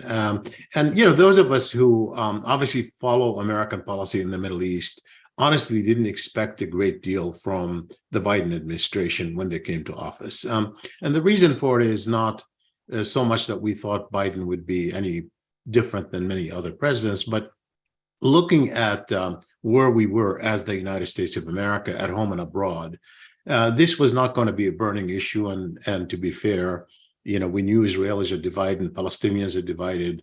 And when you look at the strategic priorities that the administration faced, especially here at home, obviously the president comes in after, he's inaugurated quickly after the January 6th insurrection. We're facing a huge crisis at home. COVID was still a major issue. The economy, then obviously later Russia invades Ukraine. And so he had an absolutely crowded agenda in addition to our own racial issues and gun violence and all sorts of things that were just high on the priority. So no one honestly expected a dramatic focus on this issue. I don't think I or anybody else expected that there will be a, quote, a peacemaking effort, because that wasn't going to be happening either, because there was no bandwidth, and also it didn't seem like it was high on the administration agenda. But the administration is still surprised, because while I think they obviously went into the mode of conflict management instead of conflict resolution, which is not surprising, we expected, I expected many of people who were watching, particularly Democratic Party politics, were expecting that there would be a lot more differentiation from the Trump administration. And in some ways, what people were expecting was not Trump, right? And Trump obviously was an aberration of the American foreign policy, period, on this issue. Democrats and Republicans. So it wasn't like that hard to separate yourself from Trump. And at some level, the administration did the sort of things that people were expected on, like reviving relations with the Palestinian Authority, restarting aid, particularly to UNRWA, those kind of things that they were expected to do, they did. But there were a lot of other things that they promised to do and they were expected to do that ultimately went not like most people thought they would. For example, the president had promised that he would reopen the consulate in Jerusalem, something that could have done easily. It doesn't need to go to Congress to redo that. It certainly didn't do that. There are a lot of things that the Trump administration squeezed through the last few months through the Secretary of State, steps that were taken that could have been reversed. The administration didn't really do much to reverse those. The administration which was obviously opposed to settlements in theory, but they have not really even typically repeated some of the pre-Trump statements by both Republican and Democratic administrations in saying they're wrong or illegal or didn't advance peace. And then, to everybody's surprise, they also expend energy trying to stop a resolution at the UN that would have condemned settlements or may have put in some consequences or costs for settlements. And instead, they put in, like, you don't expect them to put a lot of energy, but they are putting energy out. People say, well, this is an administration that is, they don't have the bandwidth, but they are spending time on this issue. When you're going into twisting arms at the UN trying to prevent a resolution, that is energy you're putting out. You're expending leverage with people in order to do the wrong thing in this case, not the right thing. The same thing could be said on adopting the Abraham Accords. I know we could talk about this a little bit longer, but what explains them, that's not my point here. The point is, they adopted them. Okay, I didn't expect anybody to reverse them. That's something that is both Democrats and Republicans supported, but rather advancing the principle to broaden them, to try to get into Saudi Arabia in order to conclude agreements between Israel and Arab states with disregard to the Palestinian issue. That is something obviously very new. And Trump did that, but they adopted that principle, to the point that not only they spent diplomatic energy by working with people to achieve that, which obviously comes at the cost of advancing a just solution to Israel-Palestine, but they're expending energy to the point that the president himself went on a controversial trip to Saudi Arabia, which he said was, in his mind, trying to help Israel, meaning Israel in getting normalization agreement.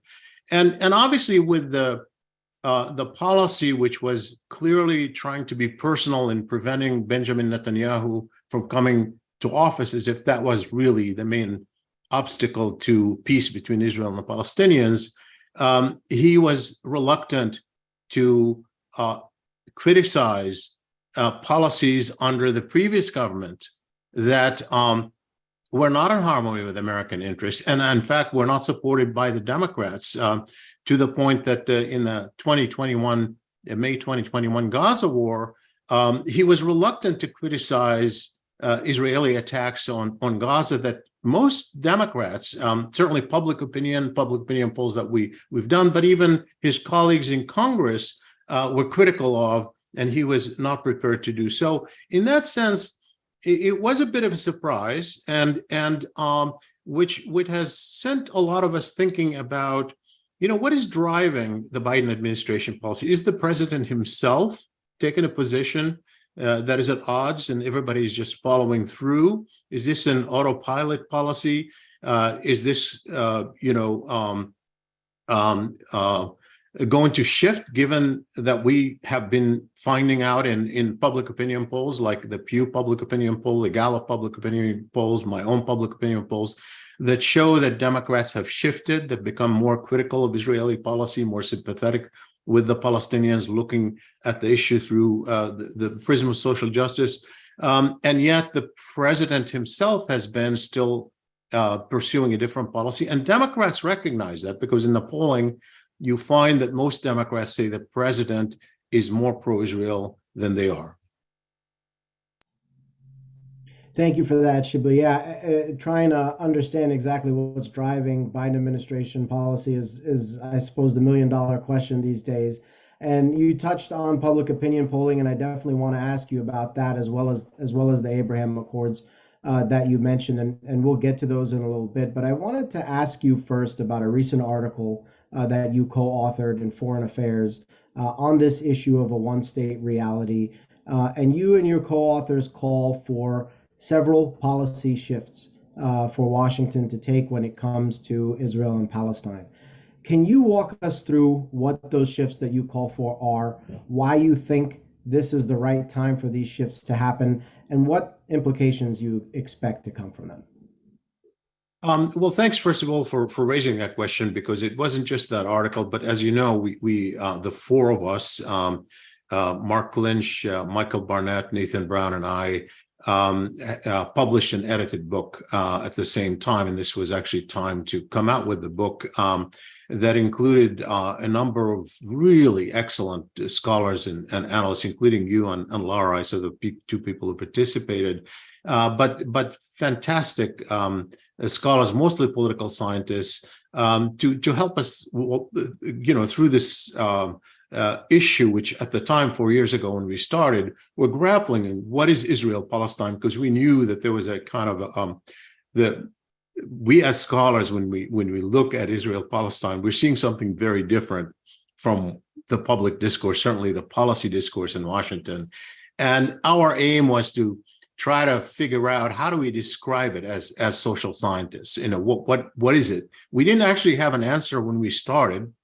We had hunches, and there were people who had written about this, like Jan Lustig, who said it's already a one-state reality. But we were grappling with it collectively. And by the way, for people who are just looking at the work of the four of us as editors, I think they would miss a huge amount if they don't look at the chapters contributed by all the scholars who added so much, both in terms of describing the reality as it is and how we may have gotten here and where we're headed, because that's really what the conversation is, including obviously Palestinian scholars, Israeli scholars, American scholars, European scholars.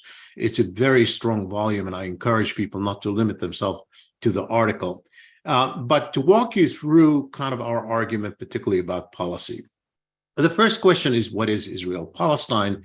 And our quick answer is, it is a one-state reality. And we reached that conclusion in a way very confidently. There was no hesitation because what we've quickly realized as we were thinking about trying to describe the reality as it exists, that we differentiated between state and sovereignty. State is about the degree of control, about monopoly of the use of force, about controlling borders and airspace and so forth. And sovereignty is about the international community recognizing the legality of that control. So once we created that separation, it was very easy to see that the reality on the ground, despite all of the little differentiations and big differentiations, it's the West Bank and Gaza, area A, B, C, and degree of control of the Palestinian Authority, Hamas in Gaza, that all of that really constitute nonetheless an overarching control of the state, the one state, the state of Israel, over those territories. And that was painful, because it's not a reality. It is a happy reality. It's not a solution. It is a painful reality. And then when you try to describe that reality and you put on a pair of glasses to look at that entire area as one state, you see something different. Because I think we were accustomed as analysts and scholars to look at it through a narrow prism, which is there is pre-1967 Israel that is occupying temporarily territories, the West Bank and Gaza, and that's just awaiting a resolution, and it's coming, and it's probably going to be two states. When you look at it through that prism, with occupation as temporary and pre-1967 Israel, Israel as pre-1967 Israel is not an apartheid state. It has structural discrimination against non-Jews. It is a flawed democracy. It has lots of flaws, and increasingly so, particularly after 2018 and nation state law for the citizens of that state. But it's not an apartheid state. And it's not, it's bad and unfortunate for the minorities, but it's not any worse than many other states. I mean, so I think, and therefore, when you look at it that way and you look at occupied territories, you pass a different kind of judgment. But when you look at it through the prism of, well, this is not ending. Occupation has lasted. It's been permanent for Palestinians. I mean, most Palestinians know nothing but occupation, and probably many who were born under occupation will die under occupation with no end in sight anytime in any foreseeable future, even for the optimists who think it's inevitable sometime down the road. If you look at it through that prism, and then you look at it as one state, then the relationship in that state with the tiers of discrimination, a tiered structured discrimination. On the one end, you have some non-Jews who are citizens of the state who have most rights but not all rights, and then on the other end, you have segregation, separation, and domination. When you look at that, then if it's not apartheid, as we say in the article, it rhymes. And whether or not you use the term and how you use the term, it's as bad. If that's the reality that you're contending with, if you can, you're looking at that reality through that prism, then something is rotten. Something has to be confronted. You can't wait. You can't look at the promise of two-state as something that will take your eyes away from it. It has become a smokescreen. It has become something that people rely on, as if, in fact, it is the promise that determines legality and illegality. For example, if you take settlements, and the discourse is settlements will undermine the two-state solution. Well, no, I'm sorry. That's not why settlements are wrong. Settlements violate international law. Whether or not there's a two-state solution, whether or they were illegal before the two-state solution was put on the table, immediately after the 1967 occupation of those territories. So I think that the language, obviously, that American politicians and American mainstream has become accustomed and comfortable with has helped to throw a smoke screen that diverted attention from a reality that is painful and getting worse with no end in sight, unjust, and also strategically unstable.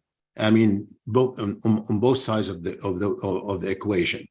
If that's the case, then you have to ask sort of what is the American role in it? What has been the American role? What should be the American role? So from our point of view as scholars looking at it, there is no escaping that American foreign policy has enabled the occupation, that American foreign policy has entrenched this one-state reality that we now face. So people ask, why, there are a lot of unjust places around the world. Why should this be the one that the United States focuses on more? Well, of course, the U.S. is speaking in the name of justice, democracy globally. So in a way, the U.S. has to be consistent.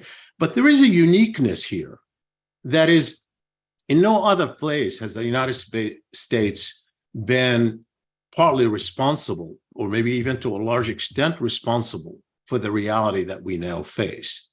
And if, in fact, we're right about the description that it is, in fact, a one-state reality, and therefore you cannot escape describing it with reference to something, if not apartheid, something similar, then that is a uniqueness that really puts a lot of responsibilities on the United States. When I say enabling, I mean, we, the four of us, at least, when we were reviewing the history, we can see what we're describing. Let's start with settlements, and that are obvious. That obviously part of the entrenched reality now that has kind of made it a one-state reality. Would they have lost it if the U.S. had not employed so many vetoes at the UN, or threatened to use them, or prevent resolution from coming up that would have made this policy costly? I don't think so. I think the shielding of settlements at the UN is a big part of the reason why they've stayed. Second, I think if you look at Israel's preeminence in the region, we talk about the asymmetry of power, whether it's between the Israelis and Palestinians or the Israeli dominance in the region. Much of that is a result of the technology that the U.S.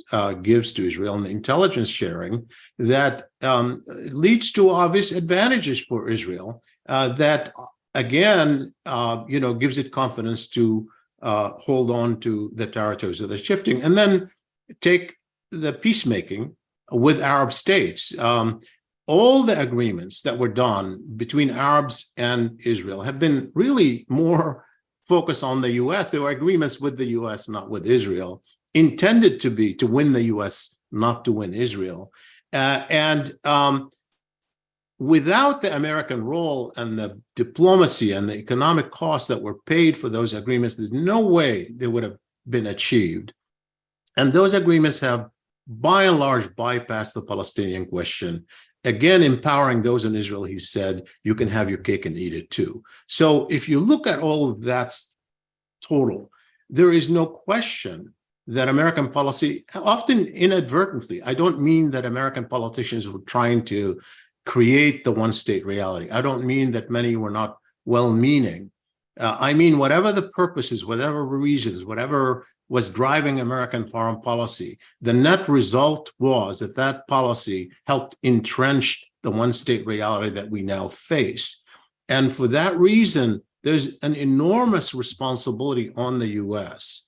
To reverse that, to stop being part of the problem, to start being part of the solution. Now, with our recommendations in policy, I am not telling you that we thought many of these would be adopted. But nonetheless, even the change of discourse would be meaningful, because I think if the first thing that you need to do is basically start with telling people the truth. And that leads to different expectations, both in the public, in Israel, in the Arab world, in the international community, the signals of people who want to get close to America, who are trying to find where America is. So if you start referring to your policy as, quote, you know, we're not going to do anything that undermines the two-state solution, which has done nothing but through a smokescreen. If you start talking about shared values, when in fact the reality on the ground, if you look at it through the prism of one state, is an awful reality, that itself is meaningful because it shifts the narrative, even if you don't do it. But there is no reason why an administration has to go the extra mile to try to shield settlements in the UN. And the US has to stop doing that. There is no reason why the US has to go the extra mile to create agreements between Israel and Arab states that bypass the Palestinian issue and make it harder to resolve and entrench the reality and play into the hands of the far right in Israel that now are advancing a vision of Jewish supremacy in the entire land. So I think those are the sort of things that can be done by any president. And those who say, oh, that's not going to happen, we're not in the business of making excuses for politicians. We're analysts, we're scholars. We're going to put this in the public discourse. Let administrations explain why they can't do that. We're not in the business of making excuses for them. They have to do it. And by the way, I don't buy that on issues like why are we shielding settlements at the UN, that is inevitable by an American politician. I don't buy that because I see members of Congress who are angry with that, who are not happy with that, even in the president's own party. If Bernie Sanders got elected and he was close to becoming the Democratic candidate, and there is no way he would have shielded the settlements in the UN. Had Al Gore gotten elected instead of George W. Bush, I don't believe it would have been dragged into an Iraq war. Presidents make a difference, and we should stop making excuses for them. Fair enough. Before we get to our next question, Shibli, I just wanted to remind our viewers who may very well have some great questions of their own for you that they can send them in via the Q&A feature or via email at events@arabcenterdc.org. Getting back to this question of public opinion, you've dedicated a lot of time to researching public opinion on a number of issues, touching on the Middle East and also in specific Israel and Palestine. And you've documented evolving trends, particularly the partisan divide over time. What stands out from your findings as most important in the big picture, and where, and this is the part that really I'm trying to understand, where does shifting public opinion actually fit in to the mechanism for policy change in your view? Yeah, let me start with the last part, because I think a lot of people, kind of don't spend a lot of time thinking about that. And honestly, I thought about it from the very outset of doing public opinion polling, which has been decades on this issue. A colleague of mine, John Kresnik, who's now a professor at Stanford, and I wrote an article in the early 1990s called "The Issue Public and the Israeli-Arab Conflict." And at the time, we were basically trying to grapple which groups matter. And we showed in that very early article that groups that prioritize the issue matter most in American politics. American general public opinion doesn't always translate into impact on policy because we all have a lot of issues, and only ones that we care deeply about are the ones that we transmit into the political process. That has not changed. At the time, in fact, we found a discrepancy between the views of those who care about the issue and the general public, and the views of who rank the issue highly in the early 1990s were far more pro-Israel than the general public, which was more even-handed. The public has always been even-handed in their attitude, but the ones who cared more tended to be far more pro-Israel at that time. That has shifted, especially among Democrats. So that's interesting for policy, because now you see people who rank the issue higher who actually are more sympathetic with the Palestinians, or at least more even-handed, which is where the majority of Democrats are. They want the U.S. to take neither side. But I could tell you that if I'm looking at the big picture over the decades, there are three things that stand out in the transformation of public opinion. One is become much more partisan, but that's true for everything. But on the other hand, the question of Israel-Palestine used to escape this partisanship. It used to be really an aberration, and it's no longer is. And there are a lot of reasons why that happens. So what we found over the years is the Republicans over time had become more and more pro-right-wing Israel. And that's the term to use here, pro-right-wing Israel. And Democrats have become more and more wanting to be even-handed, with increasingly shifting toward the Palestinians among those who want to take sides. So that has been a thread throughout the whole period. What we also found in recent years, just in the past 3-4 years, is that there is nonetheless a trend even among Republicans, that young Republicans tend to be less pro-right-wing Israel than older Republicans. And that's interesting too. It is especially true among young evangelicals. As you know, evangelicals have been the anchors of support in the Republican Party for a right-wing Israel. And sometimes their positions are to the right of most Israelis on issues related to certainly the West Bank, control of the West Bank, and so forth. And we found that young evangelicals have substantially shifted in their views from the older evangelicals, to the point that in one of the polls, the degree to which they were sympathetic with both sides was almost equal, Palestinians and Israelis. So that's an interesting trend to watch.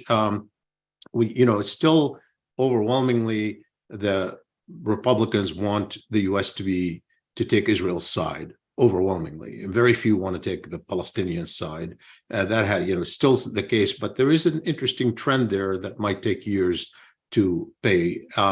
Among Democrats, there are a couple of things that are really interesting that have happened. One is that it is clear that more and more people see Israel-Palestine through the prism of social justice, and it has become, in a way, almost a test case. It's not just like it's another issue. It's become a central issue for a lot of them, particularly progressives, but it goes beyond progressives according to our public opinion polls. You see that in terms of the degree to which Democrats had been prepared to, for example, say, I want to apply sanctions over the expansion of settlements across the board. We found that over a number of years. It is interesting. Obviously, it's more true among young Democrats, and we've seen that in recent years, particularly with the Black Lives Matter movement and how people relate this issue. But in the most recent poll that I just released in an article for the Brookings Institution last week. It's interesting because we have asked a question that I've asked for the first time. I had never asked it before. And what triggered it was, with all the protests in Israel that have been really quite extraordinary over the judicial overhaul that is proposed by the government, even though it wasn't really about the Palestinian issue, but it's still an incredible, looking at the sustained protests with hundreds of thousands of people, it's quite something to look at.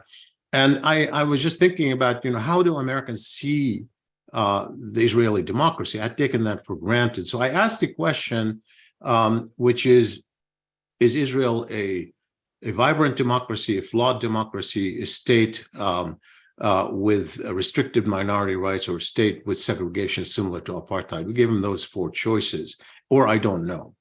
And the striking thing was that a majority of Americans, including almost 2/3 of Republicans who support Israel, say, I don't know. I don't know if Israel is a democracy. I mean, that is incredible to me because, when you're thinking about it, Israel is most often, described as the only democracy in the Middle East, or through the prism of, quote, shared values. And it's not like it's a minor country somewhere that people haven't heard about. It's part of our discourse. And certainly during presidential campaigns on the Republican side, it's more invoked than any other country. And so it's really striking. It's striking that people say, I don't know. But even more interestingly, among those who did give opinions, the number of people overall, including Republicans, Democrats, Independents, the number of people who described it as a state with segregation similar to apartheid equal the number of people who described it as a flawed democracy, a third each. And those are the two largest groups. And among Democrats, more people describe it as roughly 44%, described it as a state similar to apartheid than described it as a democracy, whether flawed or vibrant democracy. Now, that I have to say surprised me, even as someone who's been doing polling for those many years. The results of this poll surprised me quite a bit because this is not exactly, the term apartheid is not one that is very much used in the public discourse. It is obviously used online by some progressive groups or a little bit among a few analysts or scholars, but not really something in the mainstream. The fact that would be the case, the fact that you have a majority who say they don't know is striking. Whether or not this is a function of the protest in Israel and the rise of a far-right government in Israel, I don't know, because we have not asked that before. This, of course, poll happened as the protests were ongoing in Israel, and there was a focus on the far right in Israel. So I can't tell you for sure, but it is fascinating. That is something I think that even surprised me as someone who does polling. Shivli, I've got one more question for you before we turn to audience Q&A, and it relates to the topics of discussion that we had earlier in this conference, and specifically the issues of normalization and human rights. Earlier, we heard about how weapon sales and repressive technology has often been the glue that has sealed the deals of these normalization agreements, which of course have been welcomed by Washington with scant regard for their human rights implications. Given the emphasis that the Biden administration has put on human rights and the rules-based international order elsewhere, especially in Ukraine, this major issue in their foreign policy, do you see this obvious dissonance actually complicating U.S. policy objectives? And where can we point to evidence of that? Well, okay, so let's talk about this a little bit more directly about the Abraham Accords, right? That's what the question is, and let me just try to connect those dots a little bit differently. Okay, now, I mean, obviously the Abraham Accords when you look at them, they were principally an agreement between the United Arab Emirates and Israel mediated by the Trump administration. And then there were the other countries that they would never have joined without the UAE. It's really an initiative of the UAE. And if you look at sort of the calculus of the UAE, in my opinion, and I've written about this from day one, immediately as they happened. This was not just after the fact. We're in all of it was all about America. This is like every other Arab country that had made peace with Israel, as I said, including the Camp David agreements between Egypt and Israel, which I've written a book about, and I've studied very carefully. Sadat's target was the United States from day one. And in fact, when he came to Camp David, as I wrote in my book, he was prepared to fail in reaching an agreement with Israel if, in fact, it led to a strategic relationship between him and the United States at the expense of the relationship between the United States and Israel. At the time, that was the calculus. So every Arab country had the U.S. as its target. In this particular case, the UAE put aside Palestine issue, what they did or didn't do, or the human rights issue for a moment. Their aim was strategic, as a state, and it was about the relationship with the U.S. They think about what they did for themselves. Okay, first to just try to decouple that from everything else. They scored hugely with the Trump administration. Why? Because as one administration official told me, quote, they saved them. They saved their legacy on this issue. Why? Because they had failed. The deal of the century, which was the whole thing that they started from the beginning to then, it failed. It didn't work. It didn't materialize. If they had gone home with that, there was nothing at all for them. And the UAE threw them this lifeline, which then, they can claim as a success politically. And it resonates in broader Washington, even beyond the Republican Party. And maybe some of Trump's people thought it might even save them in the election. I never thought that was possible. But nonetheless, they scored big with Trump. And had Trump gotten reelected, they would have reaped even more benefits from it. But they also understood that Biden would applaud it. The Democrats would applaud it. They knew the Democrats are likely to win, according to the polls by then. And they were, would win either way. And in fact, that's exactly what happened. So Trump loses, the Biden administration adopts these, and then the UAE role is elevated by virtue of having advocated the Abraham Accord. So, on the strategic side, they got what they wanted, put aside everything else. Now, from the American point of view are we getting what we want out of these? Obviously, on Israel-Palestine, we're not, because if anything on Israel-Palestine, it sent the message to the Israeli right, or Israelis broadly, that Arabs don't care about the Palestinians. Israeli-Arab agreements are possible, including future agreement with Saudi Arabia, without doing anything on Palestine. Therefore, continue to do what you're doing. It helped the rhetoric of the Israeli right politically, the far right in particular. And so I think there's no question that on that side of the human rights issue, they were disastrous. They were not helped. They've helped entrench the one-state reality. I don't want to exaggerate by saying that's why we have a one-state reality, or that without the Abraham Accords, we would not have the same trends in Israel. We need to be careful, because I don't think that's true. I think that the trends in Israel were there. It just accelerated them and may have helped the far right win the arguments in the short term.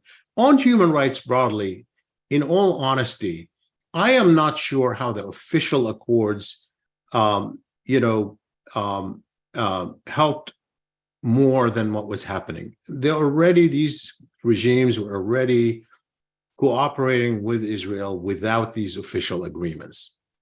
And much of that has been, we know, related to, technology, and that helped, essentially helped regimes to stay in power. We know the multiple Israeli companies that are involved in those kind of efforts globally, not just in the Middle East.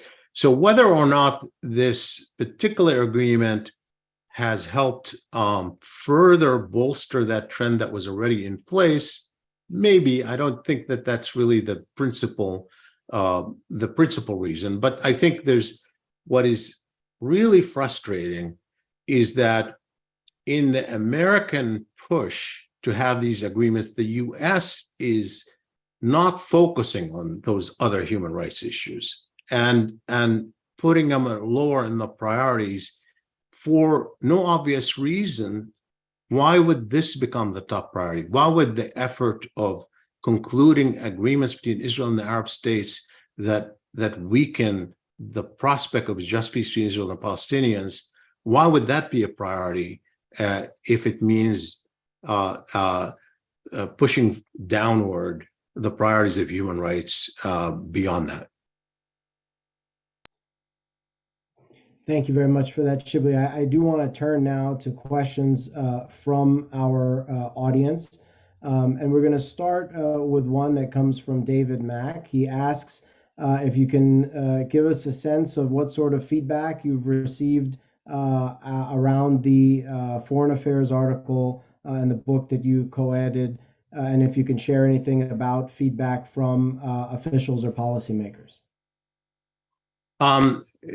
Well, first of all, on the book, of course, we don't have reviews yet. We're expecting some soon.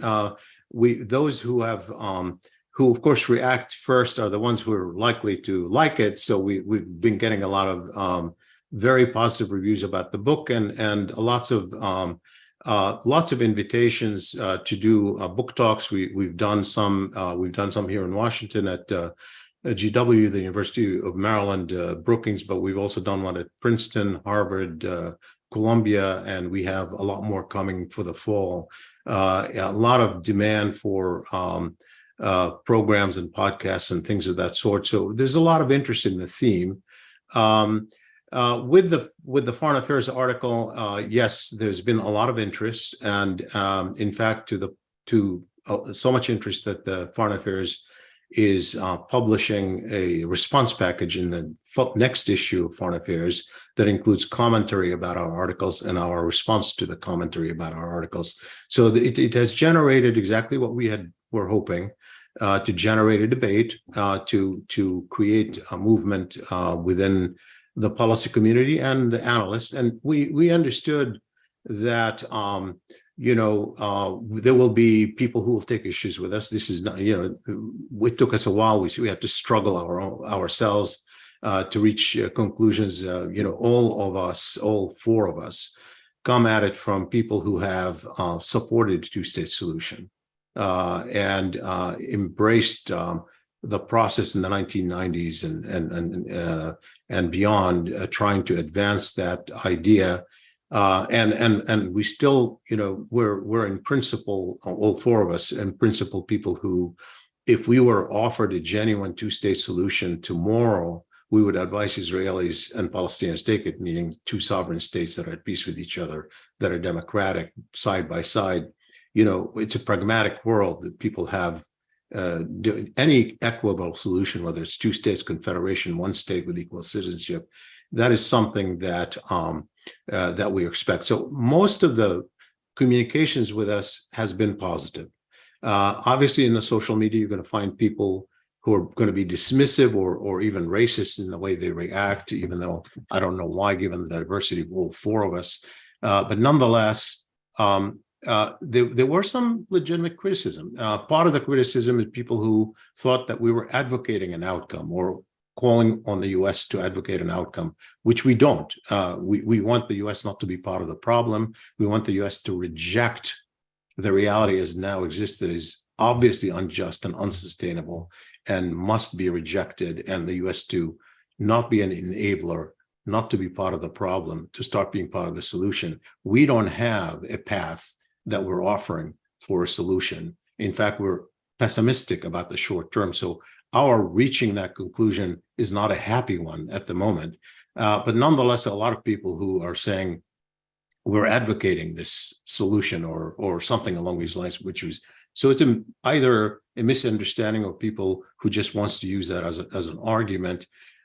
We do find people who still believe that the two-state solutions are possible, and possible in a practical sense, and there are ways to get there, and have communicated with us on that. Interestingly, not because they disagree with our description of the reality as we have it, but more about sort of what should be done, where American policy. In fact, most of these agreements have been about where do we go from here. We have found very little substantive disagreement with the reality as we describe it. And that's been very interesting. And I think it tells you a little bit about the transformation that has taken place between the time we started this project 4 years ago, when this was, not exactly a conventional wisdom, to now, when in fact, I think it's a lot of people say, yeah, I think you're right. Maybe they don't know where to go from here. Maybe they don't agree with our prescriptions. Maybe they think we're unrealistic about what an administration can do, all of which is legitimate part of the debate. But I don't really see a lot of disagreement about describing the reality as it exists. We have another question that comes from our online audience, this one from Mohammed Samhoui, also in relation to the one-state reality and the policy recommendations. He says, you ended that article with recommendations for the United States, but what about what the PLO or the PA Palestinian leaders, what should they do in response to this one-state reality? All right, so all four of us are American, and we look at it from that prism. So first, as political scientists, we're describing what it is. On the policy arena, by the way, in our book, we didn't even get into that, okay, because the book was not intended that way. We had some policy chapters by a variety of very good analysts like Khalid El-Gindi and Tamara Wittes and Kevin Haggard and so forth, people who have written, but their mandate was, how would the recognition that it's one state impact American policy? We didn't ask them to say, here's what America should do. And we didn't do that ourselves in the book. The Foreign Affairs article was a little bit different because it is a foreign policy article, and then you really have to address it. We addressed it from the point of view of American policy. We don't think, obviously, it's only America that's responsible. We're saying enabling, because we're focused on our own government. We obviously say the Israelis, and yes, the Palestinians had a role to play in all this. So I think that the fact is that people can make recommendations and we don't make them. So I would be just speaking for myself. If, answering that, I'm not going to avoid it, I'll tackle it. But it's just we have in the book itself, we have very strong chapter on Palestinian politics. So very strong chapters. So I urge you to read them, including by Palestinian scholars. So there is that. So, other people have reflected on this issue about the change, in the Palestinian areas, in Palestinian thinking, both at home and abroad. From my point of view, I go back to one reality, which is for us, when we're looking at, if we call it a one-state reality, we're seeing the Palestinian Authority to be just a little bit more than a subcontractor for Israeli security. Yes, it does have services role and other management role in the Palestinian areas that make a lot of people dependent on it. But to think that even if you had the most ideal Palestinian leader as the head of the Palestinian Authority under occupation, in the dependence that authority has on the US, on Israel, on the international community, to think that even an ideal leader, I don't think can transcend the structural barriers that are overwhelming and the asymmetry of power. That doesn't mean they shouldn't at least reflect their own people. I'm going to give you one example. I think the Palestinian Authority had a very good chance to have an election. Yes, elections in the Palestinian areas, again, would lead to somebody who's going to have limited power no matter what. But there is an investment that people have about representation, even if an opportunity opens up or or sending an image to the rest of the Arab world. If you are an Arab in Morocco or in Egypt or in Yemen, and you're saying, well, who speaks for the Palestinians? Does Mahmoud Abbas speak for them? Do they see him that way? Governments will recognize him that way because that's the official. But do they see him that way? Do they see, how do they relate to the Palestinian, divisions, Hamas versus Fatah versus the new generation of Palestinians versus, how do they see that if there's no person that they can think is legitimately representing the people? So there was an opportunity. Oddly enough, despite the occupation and everything else that would happen, the idea of holding these elections early on after Biden got elected, in part because the Palestinian Authority thought, well, maybe the Americans want it. This Democratic president wants to see us have elections. It generated enthusiasm in the public because they have not had a kind of an energy to voice them, to provide their voices into the political process. And so I think that there was an opportunity to create some energy and synergy and new leadership, and obviously it didn't happen, and that was a mistake. But that gives you something that, a view of the dysfunction that has taken place in the Palestinian areas right now. Shibli, I want to ask you a question about China and its role in the region, and specifically about its growing influence and interest there, and what implications that might have for U.S. policy towards Israel and Palestine. China is, of course, a major global economic engine, a major trade partner of many countries in the region, as well as the United States. And recently, they managed to broker renewed ties between the Saudis and the Iranians, which seems to be helping to open up prospects for progress in a number of deadlocked proxy conflicts in the region. The U.S.-Israel relationship has long been shaped by American interests in the region and bigger geopolitical contests playing out there. How do you think China's growing role in the region is being seen by policymakers in Washington? And what might this mean for the U.S.-Israel relationship down the line? There's no question that China's influence has grown, particularly in the economic area. I run with Mark Lynch this Middle East Scholar Barometer, where we poll scholars of the Middle East on their views, and we just released the fifth round of that, where clearly Middle East scholars think that China is the biggest winner in terms of increased influence in the region, even of the Ukraine war, where the U.S. was seen initially a year ago, right after the Russian invasion, to maybe a smaller winner because of Russia's losing early on in the war. Now we find that very few people think the U.S. would be a winner at all, even its role in Ukraine, and China would be even a bigger winner than it was a year ago. I have a slightly different view of this.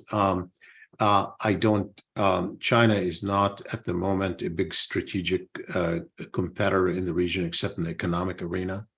They don't have a military reach, and the U.S. still has a huge footprint across the region, more than anyone else, and that's not going anywhere in any foreseeable future. And that defines kind of the strategic weight in areas like the Gulf region. And on Israel, there is no way that China is going to have a role in impacting that issue. The reason for it is very straightforward. The issue here is an American, enabling role. So the big question is, will the U.S. Shift that role or not shift that role? And that's not going to be impacted in any shape or form by China. So in Israel-Palestine, I don't expect that China is going to have anything to do with the way that situation is going to evolve in Israel-Palestine. last question for you very briefly as we prepare to close here. We are coming up to an election year in 2024. How do you see the question of Israel-Palestine policy possibly playing out in this election campaign? Well, first of all, let's put it this way.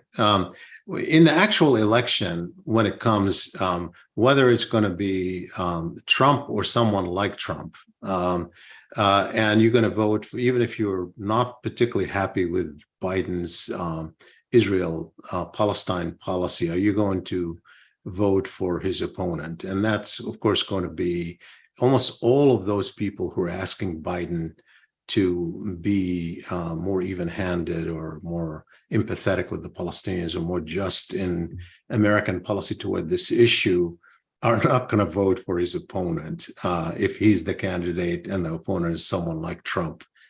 So that's number one. Obviously, in the general election, it will have no impact. If anything, of course, the pressure on him is going to come from the right because his opponent's going to accuse him of, just like McCarthy did in Israel, or DeSantis did in Israel, accusing him of not being pro-Israel enough. So that's not going to happen. So the question is whether it's going to be an issue in the primaries.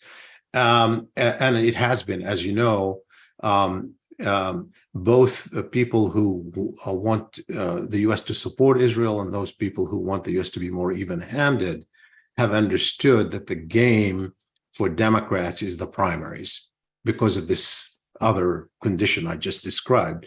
And that's why they put all of the weight into the primaries. A lot more millions of dollars were spent on the Democratic primaries on this issue than ever before, because that's where the game is.